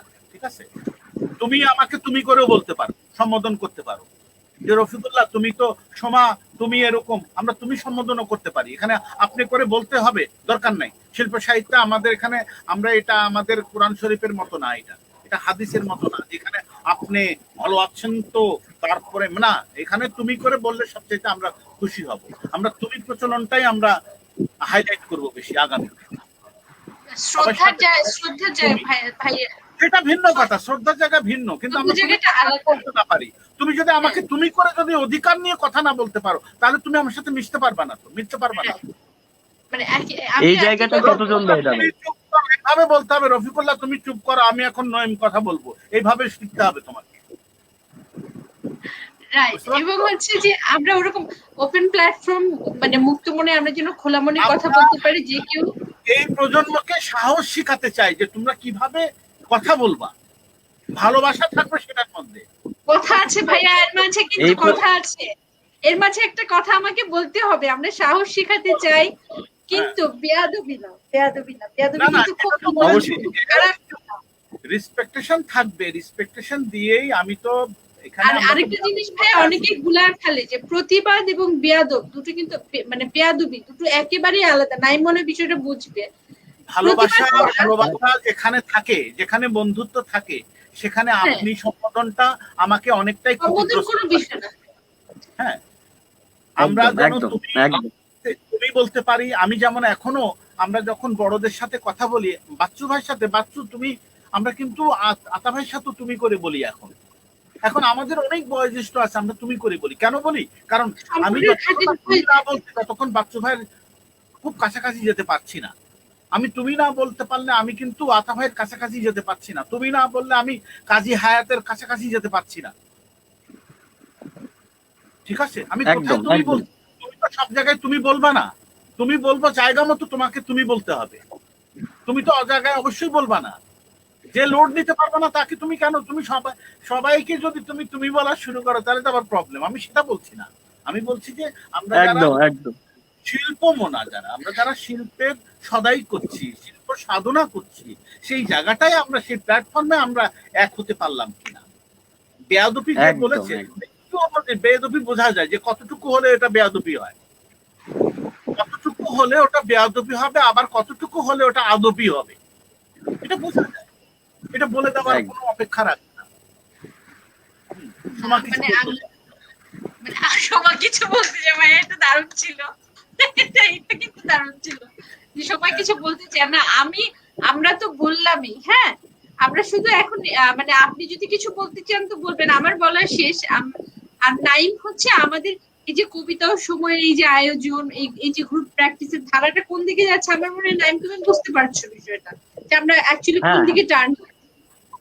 আজকে আমি বলি, নাইম শেষ করবে, নাইম কথা বলে, নাইমের অভিজ্ঞতা শেয়ার করে নাইমে শেষ করবে আজকে, এটা ভালো হবে। নাইম শেষ করবা। আচ্ছা, নাইম আজকে ফিনিশিং করার দায়িত্ব তোমার। তুমি কথা বলে তোমার যে অভিজ্ঞতা শেয়ার করে তুমি শেষ করবা। ধন্যবাদ, টাটা দিয়ে। আচ্ছা, এটা বড় রকমের একটা দায়িত্ব। আমার অভিজ্ঞতার যদি বলি, আমার কাছে বিষয়টা একদম অসাধারণ লেগেছে। প্রথম অভিজ্ঞতাটা আমি শেয়ার করি, সেটা হচ্ছে গতবার যখন লাইভে আসে আমাকে যখন একজন এই বিষয়টা অবগত করলো, আমি ঘুম থেকে উঠে আপনাদের সঙ্গে যুক্ত হয়েছি। দুঃখের বিষয়, সংযোগটা বিচ্ছিন্ন হয়ে গেছে। তারপর আমি অপেক্ষায় ছিলাম, আপনারা যখন একটা পোস্টার দিয়েছিলেন আমি অপেক্ষায় ছিলাম অধীর আগ্রহে। হ্যাঁ, পোস্টারটা দেখছিলাম যে আজকে শুক্রবার, ঠিক আছে, ইফতার করার পরে ভাবছিলাম যে এখানে একবার যুক্ত হতে হবে। আমি বাহিরে ছিলাম, তো ঠিক আমি চিন্তা করলাম এখানে ওনাদের সঙ্গে একটু কথাবার্তা যদি বলি হয়তো ভালো লাগবে, অনেক কিছু শিখতে পারবো। তো 10:30টার আগেই বাসায় এসে আপনাদের সঙ্গে যুক্ত হলাম। সব দিক দিয়ে আমার কাছে অভিজ্ঞতাটা একটা দুর্দান্ত লেগেছে এবং আমার ভালো লেগেছে। একটা কথা আমি বলতে চাই যে আমাদের মতো যারা নবীন তারা বেশি কিছু চায় না, তারা একটু ধাক্কা চায়, মানে একটু প্রণোদনা চায়, তারা একটু উৎসাহ চায়, এতটুকু, এর বাহিরে কিছুই চায় না। এতটুকুই যদি যারা প্রবীণ আছেন তারা যদি আমাদেরকে এতটুকু উৎসাহ বোধ, এতটুকু আমাদের জাস্ট যারা ঘুমিয়ে আছে তাদেরকে একটু নাড়া দিয়ে যদি জাগ্রত করা যায় না, তো শিল্প এই যে আঙ্গিকটা, যে শিল্পের যে আঙিনাটা, এটা আরো মানে আনন্দ মুখর পরিবেশ হয়। তো আমার একটা অভিজ্ঞতা বলি যে আমরা যারা একদম নবীন, তারা আসলে এই জায়গাটাতে আমরা যেতে পারি না। সবসময় নবীনরা একটু ভয়ে থাকে যে কি বলবে, কি বুঝবে, প্রবীণরা কি মনে করছে আমাকে। আপনারা যেভাবে এগিয়ে এসেছেন, এইরকম যদি সবার জায়গা থেকে যদি এগিয়ে আসে, আমার কাছে একটা বিষয়, আমি আমার এই নাট্যকলার মধ্যে পড়ার সূত্রে, বিভিন্ন জায়গায় বিভিন্ন মানুষের কথা বলার সূত্রে আমার কাছে মনে হয়েছে বর্তমান যারা প্রবীণ আছেন, এই প্রবীণ ওনারা যদি চলে যান, এটা তিক্ত সত্য কথা, ওনারা চলে যাওয়ার পর দেখা যাবে যে এই জায়গাটা ধরে রাখার মতো মানুষ নেই, একদম নেই। তো এখন খুবই গুরুত্বপূর্ণ একটা সময়, যেটা প্রবীণদের উচিত এমন কাউকে, এমন কিছু মানুষকে রেখে যাওয়া, যেন আপনাদের ধারাটা আমরা বজায় রাখতে পারি, আমরা যেন বাংলাদেশের শিল্প সংস্কৃতিটাকে একটা ভালো জায়গায় নিয়ে যেতে পারি। আমরা জানি, নবীন হইলেও আমরা জানি যে বর্তমান শিল্প সংস্কৃতির জায়গাটা বর্তমান কতটা লাজুক। এটাকে শক্তিশালী করতে হলে প্রবীণদের উচিত নবীনদেরকে জায়গা দেওয়া, নবীনদের সঙ্গে আলিঙ্গন করা। প্রবীণ এবং নবীনরা যদি আলিঙ্গন করে, বাংলা শিল্প সংস্কৃতিটার যে লাজুক অবস্থা, ভঙ্গুর অবস্থা, এটা কখনো থাকবে না। শিল্পীরা না খেয়ে কখনোই মরবে না। শিল্পীদেরকে একটা জায়গা দিতে হবে। আজকে নবীন প্রবীণ এক আমরা হতে পারছি না, মেলবন্ধন মানে ঘটাইতে পারছি না, যার কারণে বর্তমান শিল্পীরা না খেয়ে মরছে, কাজ পাচ্ছে না। আমার কাছে মনে হয় শিল্প একটা অবশ্যই একটা প্রফেশনাল জায়গা এখানে হবে, যে প্রফেশনাল জায়গা। আমি শিল্প চর্চা করছি, পাশাপাশি যদি আমাকে চিন্তা করতে হয় আমি জব করব, সারাদিন পরিশ্রম করে এসে যদি আমি নাটকে মহড়াই যাই, সেটা কখনো শিল্প হবে না। আমার চিন্তা চেতনা থাকবে, আমি নাট্যকর্মী, আমি লেখক, আমি কবি, আমাকে ওই জায়গায়, ওই রাস্তা দিয়ে আমাকে হাঁটতে হবে। আমি যদি একসঙ্গে আমার অর্থের জন্য, আমার পেটের জন্য এক জায়গায় যাচ্ছি, আবার মনের খোরাক চাহিদার জন্য, এইটা আমার কাছে খুবই ভুল মনে হয়। মনের কিসের খোরাক? আমার মন, মগজ, রক্তে আমার শিল্প মিশে আছে, সো আমি শিল্পটাই করব। আমাকে এই জন্য আমাকে জায়গা দিতে হবে, রাষ্ট্র ব্যবস্থা বলেন, সকল ব্যবস্থাকে আমাকে সুযোগ সুবিধা দিতে হবে। এখানে একটা কথা, রাষ্ট্র কেন আমাকে সুযোগ দিবে? আমরা নবীন প্রবীণ এক না, আমরা শুধুমাত্র আমাদের কথাগুলো বলছি। আমাকে মাফ করে দিবেন, আমি শুধু আমার জায়গা দিয়ে আমি কিভাবে বাঁচবো এইটা নিয়ে চিন্তা করছি।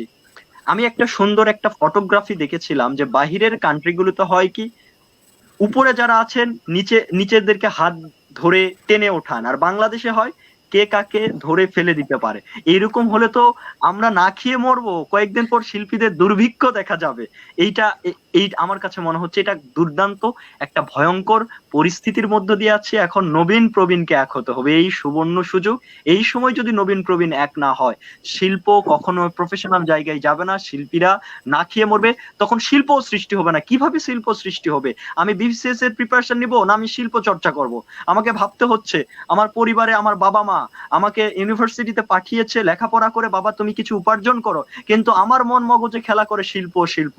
আমি যাব শিল্পকলায়, আমি নাটকের মহড়ায় কেমনে যাব, যখন আমি চিন্তা করি আমার বাবা মা না খেয়ে আছেন, তাদেরকে আমাকে একটা আমার লেখাপড়া যখন শেষ হবে তাদেরকে কিছু উপার্জন করে দিতে হবে, তাদেরকে আমার কাছে রাখতে হবে, পরিবারের দায়িত্ব নিতে হবে। এইটা যখন মাথায় আসে, শিল্প তখন ওই যে শেক্সপিয়র বলেছেন না, শিল্প তখন জানলা দরজা আর যা ফুটো আছে সব দিক দিয়ে বের হয়ে চলে যাবে।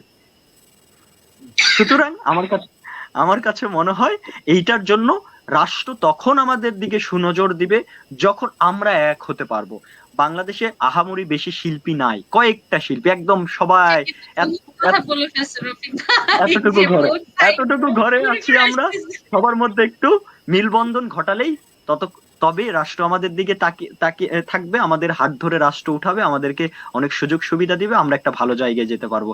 এতটুকুই আপনাদের কাছে অনুরোধ, আপনারা যেরকম এগিয়ে এসেছেন সবাই যেন এগিয়ে এসে নবীন প্রবীণ সবাই একটা মেলবন্ধন ঘটে, তবেই সবাই করছে। নাইমরাজ, লাইভ তো সবাই করছে, মানে আমরাও করছি। আমি সেই জায়গায় যাব না, কড়াকড়ি জায়গায় যাব না। ওই যে এতক্ষণ কথা বললো, এই কথা বলার জন্য আমি ওকে ধন্যবাদ দিচ্ছি, যে এতক্ষণ সে অনেকক্ষণ কথা স্পিচ দিয়েছে, স্পিচের জন্য ধন্যবাদ। সে কি বলেছে এটা আমার কাছে ব্যাপার না, অনেক গুরুত্বপূর্ণ কথা, গুরুত্বপূর্ণ, কিন্তু সে যে বলেছে সাবলীল ভাবে বলতে পেরেছে। আমরা এরকমটাই চাই, যে কথা বলো, আওয়াজ তোলো, ঠিক আছে? এখানে আরেকটা মানে আমি নাইমের কথা সূত্র ধরে আরেকটা মানে রবি বলো। ঠাকুরের দুটো লাইন বলবো। ওরে হ্যাঁ, নবীন, ওরে আমার কাঁচা, আধ মরাদের ঘা মেরে তুই বাঁচা। তো হ্যাঁ। নবীনকে এত তুচ্ছ করে দেখার কোন সুযোগ নেই, রবি ঠাকুর না, নিজেই দেখো, বলে আছে। এই যে আমি তো আগেই বলেছি যে এখানে আমরা যে প্ল্যাটফর্মটা এসছি, আমি অন্তত এসছি, আমি কোথাও যাই না, অনেক খান থেকে ডাক পড়ে আমি যাই না, কারণ আমি আতেলদের কাতারে নেই, আমি আতেল, নিজেও আতেল না, আমি এখনো শিক্ষানবিশ তোমাদের কাছ থেকে শিখছি। আমি খুব যা স্পষ্ট যেটা সেটাই সাদাকে সাদা বলতেই শিখেছি, সেটাও আমি বলবো না, আমি বলবো যে ওই যে অঙ্ক শিখেছি আমি, ওই 99 পয়সা, ওটা কিন্তু 1 টাকা না, আমি এটাই শিখেছি। 0.1% মাইনাস, ডেফিনেটলি নট, ঠিক আছে? ওই অতএব যেহেতু কিন্তু হয়তোবার লোক আমি না। তো তুমি যেটা বলেছো এটা আমি সাধুবাদ জানাই তোমাকে, তোমার এই কথার জন্য, তোমার এই আওয়াজের জন্য। তবে রাষ্ট্র আগায় আসুক আর না আসুক, আমি তো বারবার বলছি নাইমকে আগায় যেতে হবে, তোমার একা নড়তে হবে, তোমার একা নড়ার জন্য প্রস্তুত থাকো। তোমাকে ওই তো বললাম, যদি তোর ডাক শুনে কেউ না আসে, একলা চলো রে, সেটাতেই আমি 18 কোটি বিশ্বাসী। মানুষের প্রতিনিধি তোমাকে হতে হবে। আমি 18 কোটি মানুষের প্রতিনিধিত্ব করেছি, করে যাচ্ছি এখনো। আমি বলছি না যে আমি ওটার জন্য আমার প্রতিবন্ধকতা, অমুক আমার দায়, রাষ্ট্র আমাকে করে দেবে, না, রাষ্ট্রের ধারি না আমি ওইভাবে, মানে রাষ্ট্র আমাকে করে দেবে, একদম খাইয়ে দেবে, না, রাষ্ট্র তা করবে না কখনোই। তবে সেই পরিবেশ আসবে একদিন না একদিন, অবশ্যই আসবে, তুমি যেটা স্বপ্ন দেখছো অবশ্যই আসবে, কিন্তু এইভাবে যখন আমরা টোটালটাও হয়ে যাবে 100%, যখন মানুষ আমরা একটা ছাতা আমব্রেলার নিচে আসতে পারবো, সেই দিন হবে, ঠিক আছে? সেদিন তুমি যেটা বলেছো, আক্ষেপ করেছো শিল্পীরা না খেয়ে মারা যাবে না, আসলেই সবকিছু প্রফেশনালিজম ভাবে দেখা হবে। আমার প্রত্যেকটা হাঁটাই কিন্তু প্রফেশনাল হবে, কিন্তু আমার প্রতিটা স্টেপিং এর জন্য আমাকে পয়সা দেওয়া হবে, কিন্তু না, আসলে শিল্পের তো দাম দেওয়া যায় না, শিল্পীর মানে 12টা বাজানো যায়, দাম দেওয়া যায় না, না? তো ওইগুলা নিয়ে আমরা আগামীতে আরো কথা বলবো। নাইম, শেষ করো। আচ্ছা, আমি এই এতগুলো সমাধিকে আমি বলতে চাই, এই কথাগুলো বলার একটাই কারণ, এই যে আপনারা যেরকম এগিয়ে এসেছেন, এইটাকে আমি সাধুবাদ জানাই। এতগুলো কথা বলার একটাই কারণ যে আপনারা এগিয়ে এসেছেন, এটা আমাদের পক্ষ থেকে, সকল নবীনের পক্ষ থেকে আপনাদেরকে একদম সেলুট, সাধুবাদ জানাই। ঠিক আছে, এতটুকুই আমি বলি। ভালোবাসা যে আমরা বুঝাতে পেরেছি, ব্যাপারটা আপনাদের পর্যন্ত পৌঁছে গেছে, এর জন্য আমরাও খুব হ্যাপি। হ্যাঁ, তুমি এবং আসাতে আমাদের জায়গাটা আরো একটু কালারফুল হলো, আরো ভরপুর হলো। তুমি এখানে একা, আমরা তোমাকে একা হিসাবে দেখছি না, আমরা দেখছি 18 কোটি মানুষ, তুমি একাই 18 কোটি মানুষের কাজ করেছো আজকে, যতটুকু করেছো। একদম একদম। হ্যাঁ, পাশাপাশি এতটুকুই বলে যাই, সকল প্রবীণদেরকে আসুন, নবীনদের হাত ধরুন, তাদেরকে জায়গা দিন। সকল প্রবীণ আমার দরকার নাই, আমি এই কথাটা একদম ভুলে যেতে চাই। আমার সকল প্রবীণ দরকার নাই, প্রবীণ কথাও বলি না আমি সবাইকে নবীন হিসাবেই দেখি। আমি সবাইকে সবসময় তরুণ, আজকেও রবীন্দ্রনাথ আমার কাছে তরুণ, একদম আজকেও আমার কাছে সক্রেটিস, শেক্সপিয়ার আজকে তো তরুণ, নবীন, একেবারে কিশোর, ভালো। আমি কখনোই বলি না অমুক বুড়া, বৃদ্ধ, প্রবীণ, এই শব্দটাও আমার মুখে এখন আসে না। তোমারও প্র্যাকটিস করতে হবে, এইসব শব্দ থেকে বেরিয়ে আসতে হবে। কিসের নবীন, কিসের প্রবীণ, কিসের তরুণ, কিসের এই প্রজন্ম, ওই প্রজন্ম, ঠিক আছে? আচ্ছা, আমরা শেষ করি ভাইয়া।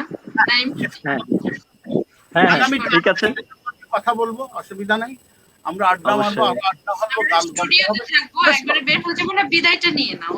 বিদায়। হ্যাঁ, ঠিক আছে। ঠিক আছে, সবাইকে অনেক অনেক শুভেচ্ছা, অভিনন্দন এই লাইভ প্রোগ্রামটা দেখার জন্য এবং এত আমাদেরকে অনুপ্রেরণা দেওয়ার জন্য। সবাইকে অনেক ধন্যবাদ। সবাই ভালো থাকবেন, সুস্থ থাকবেন, মঙ্গলে থাকবেন, শান্তিতে থাকবেন। শুভরাত্রি। শুভরাত্রি।